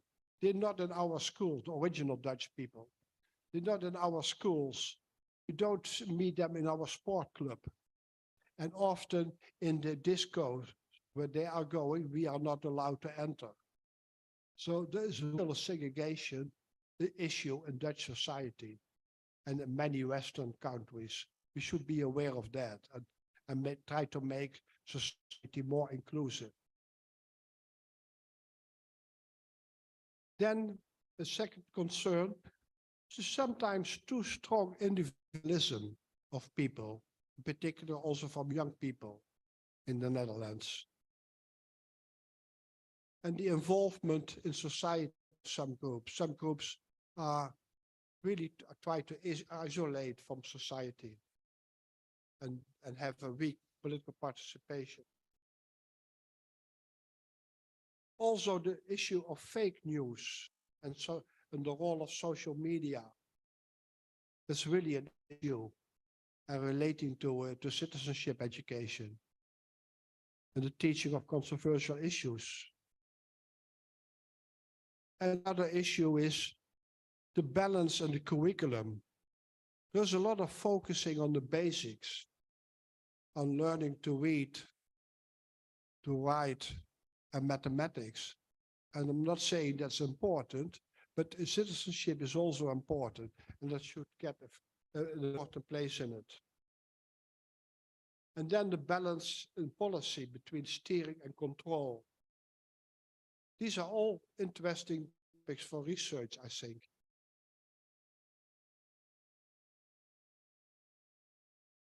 Maybe I'll come back to these later on. These are more what things I would like to change. But now a little bit more about research. I really like the idea of the levels of curriculum. It's formulated by John Woodlett, 1979 already. And he distinguished 6 different levels of the curriculum. The first one is the ideal curriculum. And these are the general nice ideas of the politicians, or also maybe from the school principal, the more general ideas. When you want to study them, you can do document analysis. And you can have interviews with people involved in that. That's the ideal curriculum, the nice ideas. The second level is the formal curriculum. And that are the formal goals, the textbooks. What is really written about it, teachers really have to do. So that's the formal curriculum. And to inquire that, you can do document analysis. So that's the formal level, more the policy level. Then, if you go to the level of the teachers, let's speak of the interpreted level curriculum. And that's what he means with that. Always teachers make an interpretation of the curriculum. If you have your textbook that you have to follow, you also make some selection. So this is very important. That is a little bit less important. You add some own examples, maybe some own material. So you interpreted the curriculum. I think that's good, and that's a normal process. It's not that you are a bad teacher, or that you don't follow the curriculum. But no, as teacher, you always give your own articulation. And you can inquire that by asking teachers for their lesson plan. You can have interviews with them, or you can have surveys. We did quite a lot of surveys also to find out how teachers interpreted curriculum. These are the plans and what teachers are saying. But it can be different what they are doing. Oh no, we make nice plans and then we start teaching and then you have to change a little bit. The students are too noisy. So, or they don't want to learn something. So you change a little bit your plans. So that's the operationalized curriculum. What exactly you're doing. And to inquire that, the best thing is to do observations. You go to sit in the classroom and look what is exactly going on. You can also have interviews. But not only interviews, because then teachers say what they are doing. And that can be different what they are doing in fact. So the operationalized curriculum is very interesting. And one of my PhD students, he did a very good research on the program Philosophy for Children. Maybe you know that program. It's many countries. And what he did was analyzing what's the ideal philosophy for children. What is the curriculum material? How teachers are thinking about the curriculum, the interpreters, the interviews with the teachers. And then he did observations. And he asked the students what they found about. And he gave a test. So that's the level of the students, the testing and asking you their experience. And one of the interesting findings he found was that many teachers were saying, oh, I do a lot of dialogue in the classroom. But when he went to have observations in the classroom, there were not that many dialogues. And if there were dialogues, it was a lot directed by the teachers. So there was a difference between the two levels, the interpreted level and the operationalized level. And it's not to blame teachers. They are bad teachers, but it's important that people are aware of it, that there can be a difference. That there is a difference and try to find how to improve it. So I really like this curriculum model because it shows, so it can help you in your research to determine which level are you doing the research and what level is best and what methodology, what instruments are best for this research.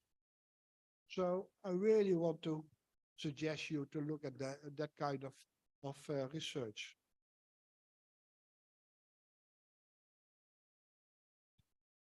So that was more the perspective of the curriculum. You can also research focusing more on the teaching and the learning.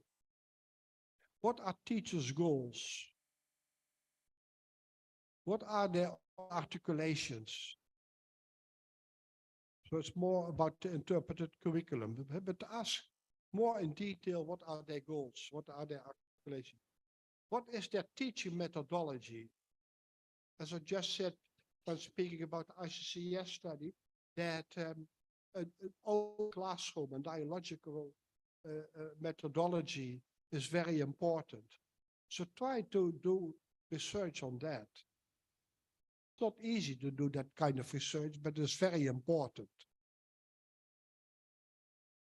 I often said to my PhD students, I don't want to have research that only depends on talking of people. People can talk a lot, but I also want to have research attention for the real practice. So I really like observations. That researchers doing observations in classrooms. So not only talkings, but also observations. Then, the important part of research, and think about what I was saying in the beginning about that social constructivist way of thinking, the teacher-student interaction is very important. How teachers and students are working together, how teachers are supporting students, how old moral values of the teachers are influencing their work. So you can do very interesting research on the teacher-student interaction. And last but not least, look at students. Do research on their activities, on their experiences, on their learning effects, and also weigh on participation. So one of my PhD students, Isolde de Groot, she did an interesting study, she published a lot about it in English also, about how students experience citizenship education, what they find interesting, what they learned, what they say they learned. So it's a lot about their experiences. And another PhD study was about student voice. There's a real movement in the UK in particular, but also in the United States. And to try to improve the participation of students in running the school. And that guy who did the PhD, Jeroen Bron, he did research on develop a model how students could influence decisions about the curriculum. So the students start discussing about what they find important on a specific topic. And so the teacher could use their suggestions to make the curriculum more meaningful for them. So there's also a kind of developing citizenship that students can be involved in running the school, also related to the curriculum. So there are a lot of possibilities to research on teaching and learning.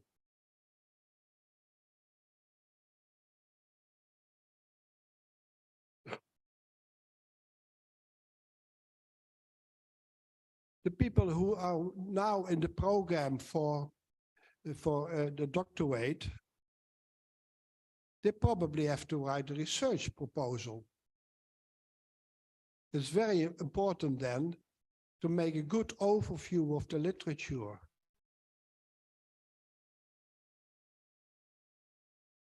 And I hope you also find literature that's non-Western countries.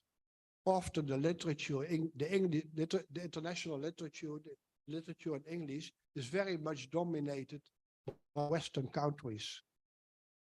And I'm involved in several academic journals, and we all want to have more contributions from other countries, non-Western countries, non-English speaking countries.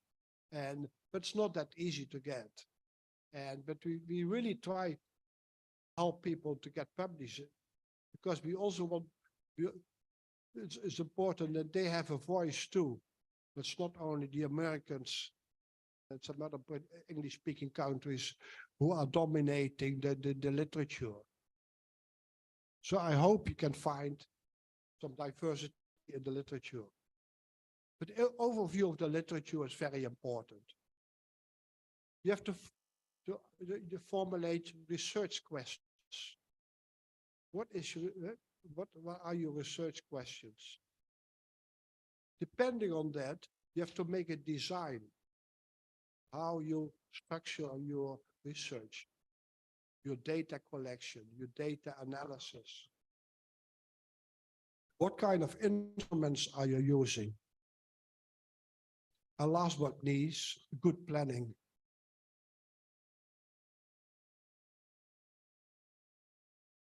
I think for you, it's not a really, now in many countries is a discussion, should PhD research be a monograph or based on articles?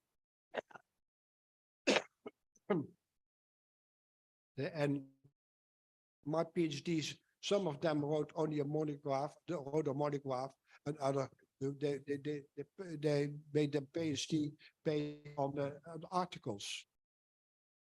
But these are all things you have to think about when starting your research. And doing research is a lot of planning. And of course you can change plans, but plans. I go back to, I wanted to speak a lot about this kind of research issues. Are there any questions about that? The research. Ada beberapa before we going to asking question, let me translate it first. Ini ada 7 slide ya, banyak sekali yang langsung dijelaskan sama Prof. Wiel. Yang pertama mengenai pengembangan pendidikan kewarganegaraan di Eropa itu ada poin. Yang pertama adalah national and nature lebih mendapatkan perhatian dibandingkan kelas sosial dan relasi kekuasaan. Yang kedua, keterbatasan pembahasan tentang demokrasi. Ketiga, kajian inti dari kewarganegaraan di Eropa adalah mengenai sejarah dan kebudayaan Eropa. Yang keempat adalah global kewarganegaraan di Eropa itu lebih menuju pada neoliberalisme. Kemudian ketidaksamaan pendidikan kewarganegaraan di setiap negara di Eropa.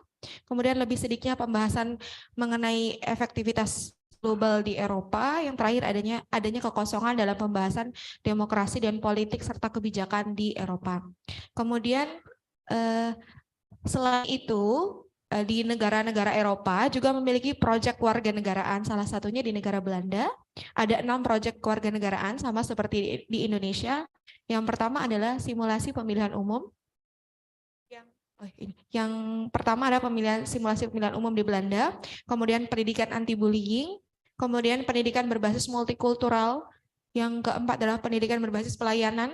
Seperti yang kita tahu bahwa laboratorium kewarganegaraan itu adalah masyarakat, begitu dilaksanakan di Belanda.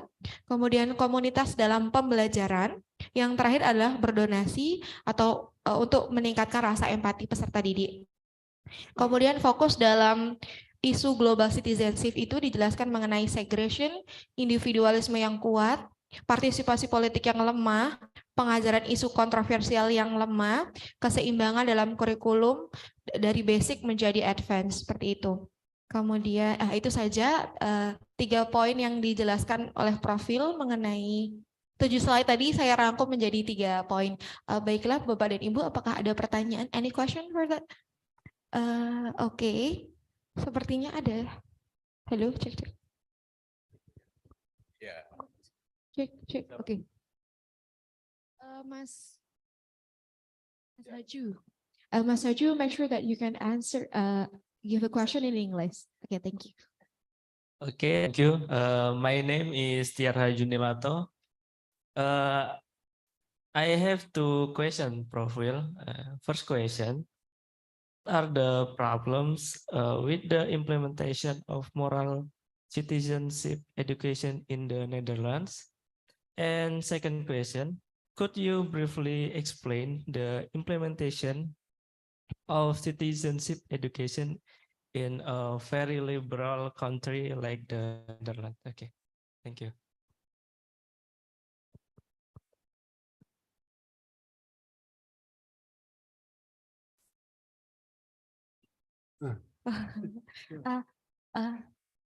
Mas Jimmy tadi sudah bertanya ya, ada lagi selain Mas Jimmy? Oke, Mas yang di sebelumnya boleh raise your hand and give the salutation where you from. Make sure your question in English, right? Thank you for the opportunity. First of all, my name is Arifan Dewi Kabo. I have basic question. Maybe from now on, we already know about bullying, also about the diversity. So the question is, how can we fix the diversity in Indonesia? Because today there is difference between west of Indonesia and east of Indonesia. In my class, I also teach the student junior high school. They believe that in West of Indonesia, they have a polite attitude. But in east of Indonesia, I'm from east of Indonesia, I'm from Maluku. They say that, oh, Maluku have bad attitude. They do chaos in every in the city, but also not in their own town, but outside the town. But I try to do my best as a teacher. I give them, we all the same.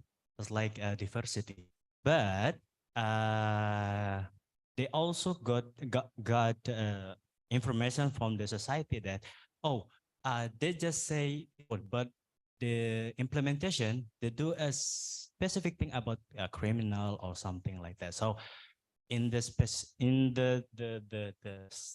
specific way is how to make them understand, but we all the same, not also the race, also the religion, the culture, but in nationality, we all the same. They're doing the specific of what our ideology says. Thank you very much. I think that's it.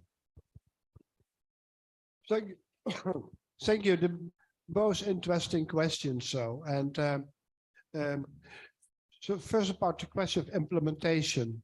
Yeah. In the Netherlands, 2/3 of the schools are religious, and most of them are Catholic or Protestant.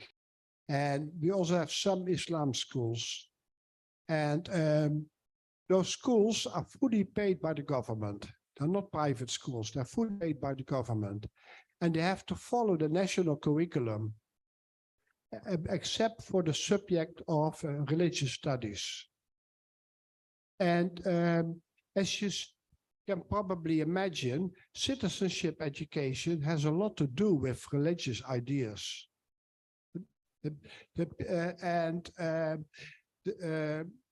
Often when there is a debate about the content of citizenship education, the religious or school organizations are saying the government may not speak about that. That's for the religious organization. So there is all the tension between the national policy on citizenship education and the responsibility of the own religious organizations, religious education organizations. And that makes it difficult to make the curriculum very concrete. And so that makes it difficult for the curriculum development and the implementation of citizenship education. And so there are some formal guidelines the schools have to follow, and the school inspectorate often say that many schools don't pay enough attention to citizenship education. And now they made a new law that that schools should develop a plan, and they must have also a coordinator who takes care of citizenship education, all the aspects of citizenship education. And the inspectorate is looking more at what they are doing. So the implementation is not that easy. So, and also as you said, in a liberal society like the Netherlands, so in a way it's interesting that in many liberal societies like Western Europe, that they have quite a strong policy on citizenship education. You would expect that the government is saying, like they do with the market, we don't intervene in it, and we also don't intervene in education. It's the responsibility of the parents to educate the students. But as I was saying in the beginning already, in many Western countries, the policy really make a strong policy on, politicians make a really strong policy on citizenship education, what they find important on the culture, important on the social relationships. So there is quite a strong policy in liberal societies. And in particular, and has also influenced a little bit by the Ukraine war, that in Europe, people realize that we have to fight for democracy. That we cannot say our democracy is finished. No, we continuously to work on making democracy lively, and that people want to be democratic. So it's even in liberal societies, many politicians and educators are thinking we should work on citizenship education, and in particular developing that social concern and developing that people want to contribute to democracy. So that's a real an issue. So that's important. Yeah. Thank you for your question. And the second question about diversity, in particular East and West. So I will not say that is the same, but in the Netherlands we also have a real polarization between the western part, where the big cities are, Amsterdam, The Hague, Rotterdam, Utrecht, and the regions. And in a recent election, suddenly the biggest party became the party of the farmers, and that the people really from the region, they were opposing to that the western part of the Netherlands has too much influence on policy. Too much of the money goes to the West, and too many politicians are living in the West. So we have that tensions too. And of course, it's different from East and West. East and West, like you're saying. And it's important to have those, to be aware of those contradictions within the nation. And also looking for what cultural aspects people should have, should continue with, and what is important for everybody. So, strange example maybe here. So, as you will understand, I'm not a favor of social justice. I see it, all those goals. But also some adaptation is helpful. I also say to students also, it's good if everybody comes on time. Then we can start at the same time. And it's not because I'm such a formal person. When I was young, I also had troubles coming on time. But it is helpful if everybody comes together at the same time. So look what's one of the rules who are really useful and giving space to a lot of diversity. In particular, also speaking different dialects, things like that. So we should celebrate those diversity. And you feel more lucky to say that, yeah. I know there's quite a lot of lucky people in the Netherlands too. Very good Masada, I don't know if you play Moroccan music, so fantastic. Listen to song that again. Okay. That's all the question, and it's time for me to ask you a question. Okay, moderatornya mau nanya dulu ya Pak ya, boleh satu pertanyaan. That is the question come from me. When we talk about research, my thesis is about developing electronic models to increase social awareness with the local wisdom. My question is, what's making cultures is more interesting point to help social awareness student? Could you help me to give some information how social awareness student in Netherlands be going? Thank you, Prof. Social awareness. Tipis-tipis ya pertanyaan buat tesis. Terima kasih.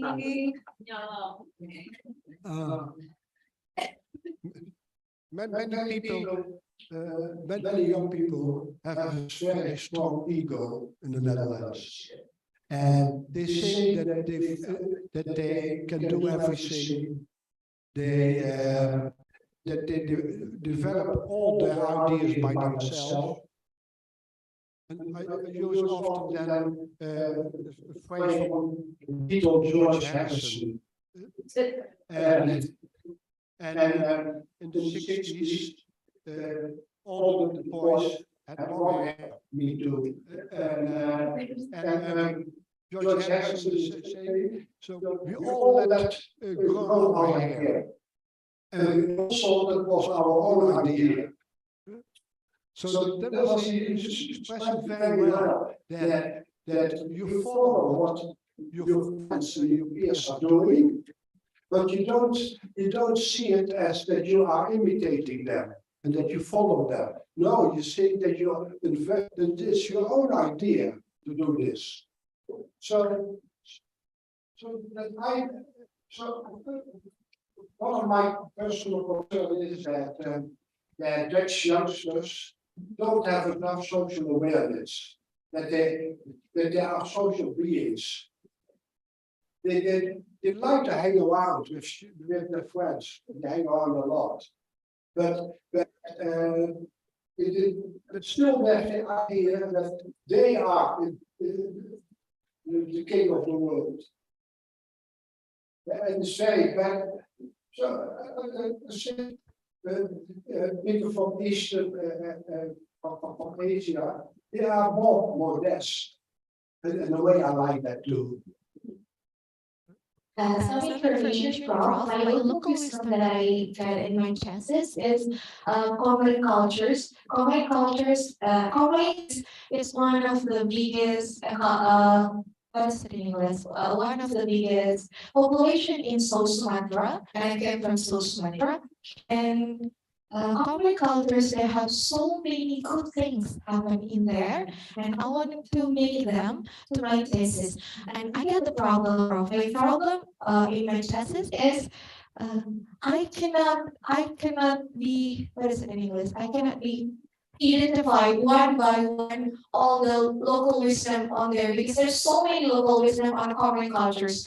That's one point to make me feel like, oh, can I finish this thesis? Can I finish this thesis? That's the biggest question for me, Prof. How the local wisdom can move forward to my thesis. That's, I don't know what something happened in my head, and I feel like, can I finish my thesis because of the lot of local wisdom in one community, Prof. Could you help me to find like a new solution for that? Because based on my case, ya ini curhat lagi. Based on my case, people from the Palembang, yeah, people from the Palembang, they're a little bit empathic about everything happening there. Like, if you do not give me money, I don't want to be in your what is a respondent. It's like that, Prof. That is not only in Sumatra, right? There's so many what is it in English? There's so many daerah bahasa Inggrisnya apa? District. There's so many districts in Indonesia. The same things like me. Region. They didn't want to join with my thesis because they said, if you do not pay me, I don't want to be your respondent. And that happened to my thesis, Prof. I got struggling a little bit about how to modify the local wisdom to be a good to translate in my electronic model. Thank you, Prof. Yeah. Ya, apa ya, curhat dikit ya. Curhat ini. That's a good point. As I'm stressing the whole time, that there should be a very good balance between autonomy and social concern. Yes, Prof. That it's very good that when you are part of a group, that you feel part of local wisdom, part of a culture, but that culture and that local group also should give you the possibility to be autonomous. Yes. So the balance is so important. it's not good if the local culture really restrict you in your ideas and your activities. And also, it's not good if your autonomy is so big that you're not concerned anymore about your local culture. So you have to find the balance in that. I'll try my best to notice my chases because there's so many big. Oh, okay, yeah, we already have 10 minutes more. Di Zoom ada yang tanya ya, Pak ya? Sepertinya Mbak Lia sudah tanya tadi ya? Boleh nanya lagi. Boleh nanya lagi. Oke, di Zoom atau di sini, Pak? Di Zoom. Di boleh Mbak Lia. Nanti ya Mas Jimmy sebentar ya, ada Mbak Lia mau bertanya. Monggo Mbak Lia, Dipersilakan untuk bertanya. Baik, di chat ya Mbak Lia. Ya, bisa. Baik, tes. Apakah suara saya terdengar? Ya, boleh Mbak, silakan bisa Mbak. What I'm showing you, this is an open access book. So you can download it on Wiel. Wiel is the publisher. And it's a book that I made together with 7 universities in Europe, different part of Europe. And all universities develop a module about ethical sensitivity, cultural diversity, things like that, citizenship. Free? Yes, open access Ibu, bisa di. Ya. And this is my new book, just published. Here, for this one you have to pay. But here, in this book, I brought together many articles of me. And I wrote an introduction about it, I wrote the articles, things like that. It's more, nearly a biography of myself about my academic career in moral and citizenship education. And tomorrow, at 8 o'clock, Dr. Samsuri and I will present our new book. Tepuk tangan dulu. It's in Bahasa. I can read it. and Dr. Samsuri, he translated 7 articles of me and into Bahasa, and Dr. Samsuri added also an article of him about citizenship education in Indonesia. So tomorrow morning, in this room, Yes, the same 8 place. o'clock, presentation of the book, and yeah, you all. This is more expensive than this one. I'm happy to hear that's quite a good price. 5 years. 5 years. And but have a look at it. And also, of this book, I have a copy for the library here, so you can. Dr. Samsuri has a personal copy because we are working together now for 10 years, and this is a copy for the department. Thank you. The library. Tepuk tangan untuk Prof. Wiel. Beliau itu sudah sering ke Indonesia dari tahun 2013 ya Pak. Dari 2013 beliau baru sini bolak-balik Indonesia Belanda untuk tadi mengembangkan pendidikan kewarganegaraan, dan selama 10 tahun ini beliau merasa sangat disambut dengan baik oleh UNY khususnya tentang bagaimana pendidikan kewarganegaraan itu berjalan di Eropa, di Belanda, dan di Indonesia seperti itu. Dan teman-teman, tadi yang buku profil yang open access tadi bisa diunduh ya. Biasanya kalau kuliah Pak Sam itu sering ditanya ya Pak ya. Jadi lebih baik di-download sekarang. Ya karena daripada nanti kita ditanya ya, mending kita download sekarang ya. Ini MC-nya sering curhat ya. Nah, buku ini besok di launching di sini teman-teman yang bisa menyempatkan waktu mau hadir di sini, kita sama-sama berdiskusi berdialog mengenai dan praktik pendidikan kewarganegaraan di Indonesia, ditulis oleh yang apa? Dua penanya terbaik ada Pak. Dua penanya terbaik dapat satu buku. MC dapat enggak, Pak? MC nggak nanya ya, Pak. Ada lagi pertanyaan? Cukup ya, Pak? Atau there is no stay? Mungkin dimulai koordinator kelas 2. Oke, monggo Ibu. Monggo Ibu. Monggo Prof Nur. Kita persilakan untuk Prof Nur untuk maju ke depan untuk menutup acara kita hari ini. Dua hari ini sudah luar biasa ya. Hari kemarin dilaksanakan oleh anak-anak S1. Ini UAS-nya penuh, jadi nggak kerasa dingin kemarin. Hari ini pun ada 41 orang yang bergabung dalam Zoom. Dengan kita berarti mungkin less than 100, sekitar itu yang datang hari ini. Terima kasih atas kehadirannya luar biasa Mbak dan Mas Mat. 40 lebih. 40. Iya. For your information, Prof. Wiel, people who join us in Zoom, it's almost 45 until 50 people who come with us in Zoom meeting. Yeah. 45. Yes. Anything else for us? Okay. I think there is so many information give from Mr. Prof. Wiel from the perspective global citizenship.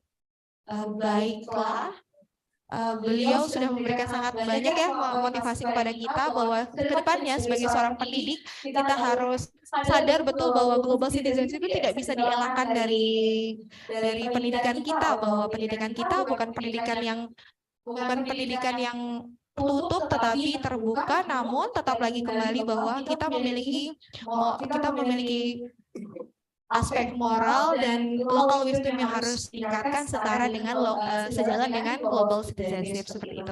Baiklah, terima kasih untuk hari ini. Untuk penutup saya persilakan Prof. Muhammad Diana untuk menutup acara kita 2 hari ini, acara diskusi bersama Prof 2 hari ini. Kepada Prof dipersilahkan, Prof. Monggo ke depan.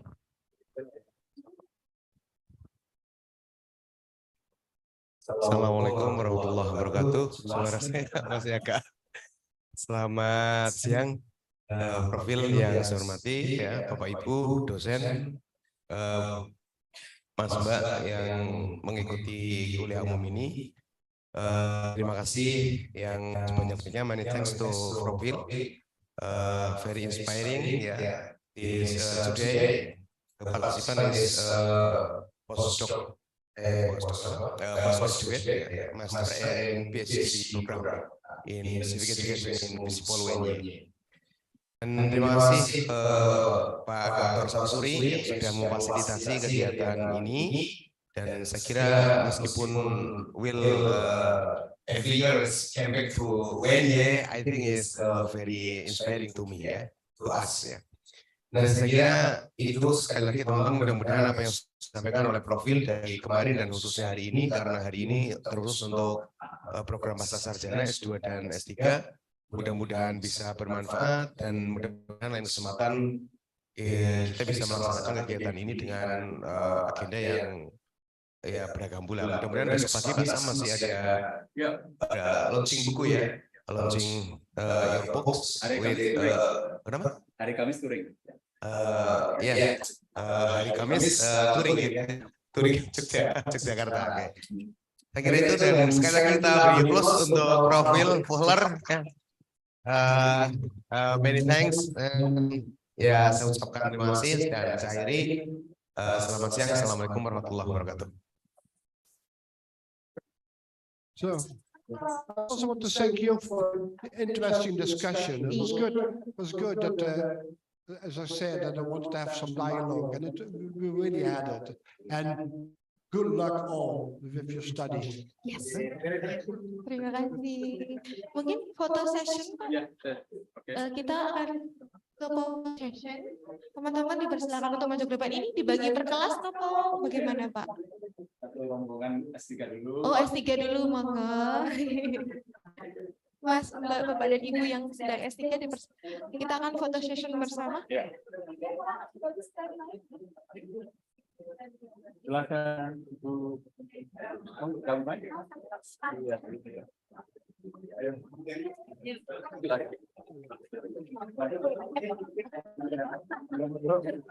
Ibu kita. Ya, ya. Ayo.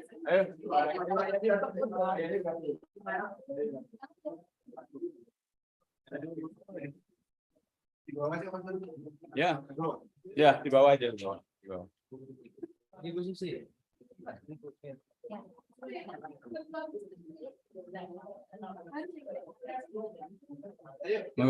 sini. Ya.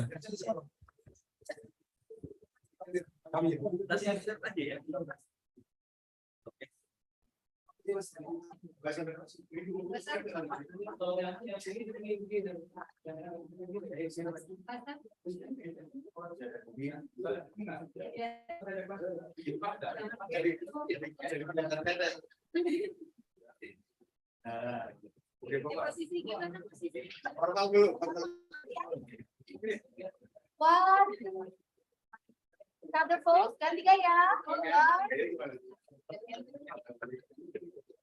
Another pose, another pose. Salam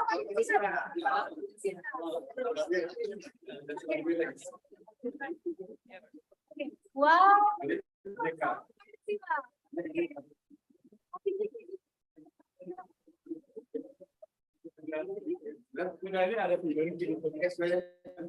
Ayo monggo.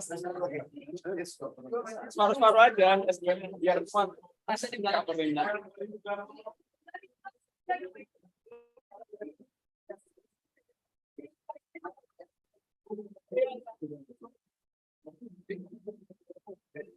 Padahal ya ibu ini yang wanita ya. Iya.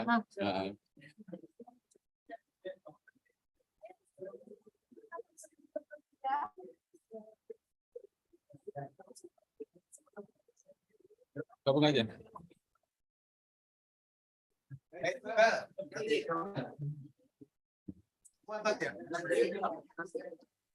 Kurang tahu. Oh iya. Tenang aja. Aku sering kok.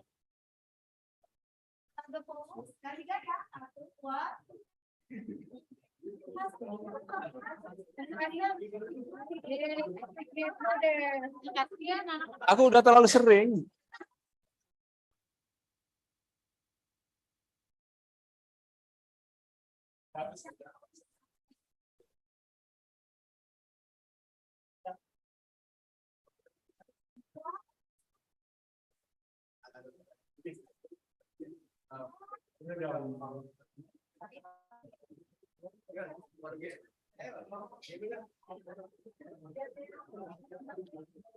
Silakan.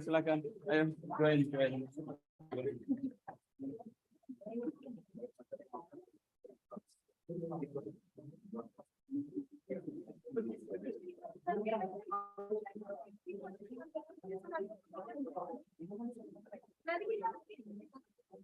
Nanti kita gampang.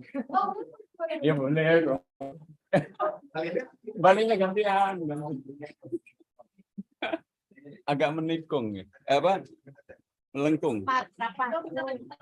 Merapat. Merapat. Aku bisa. Aku sudah terlalu sering.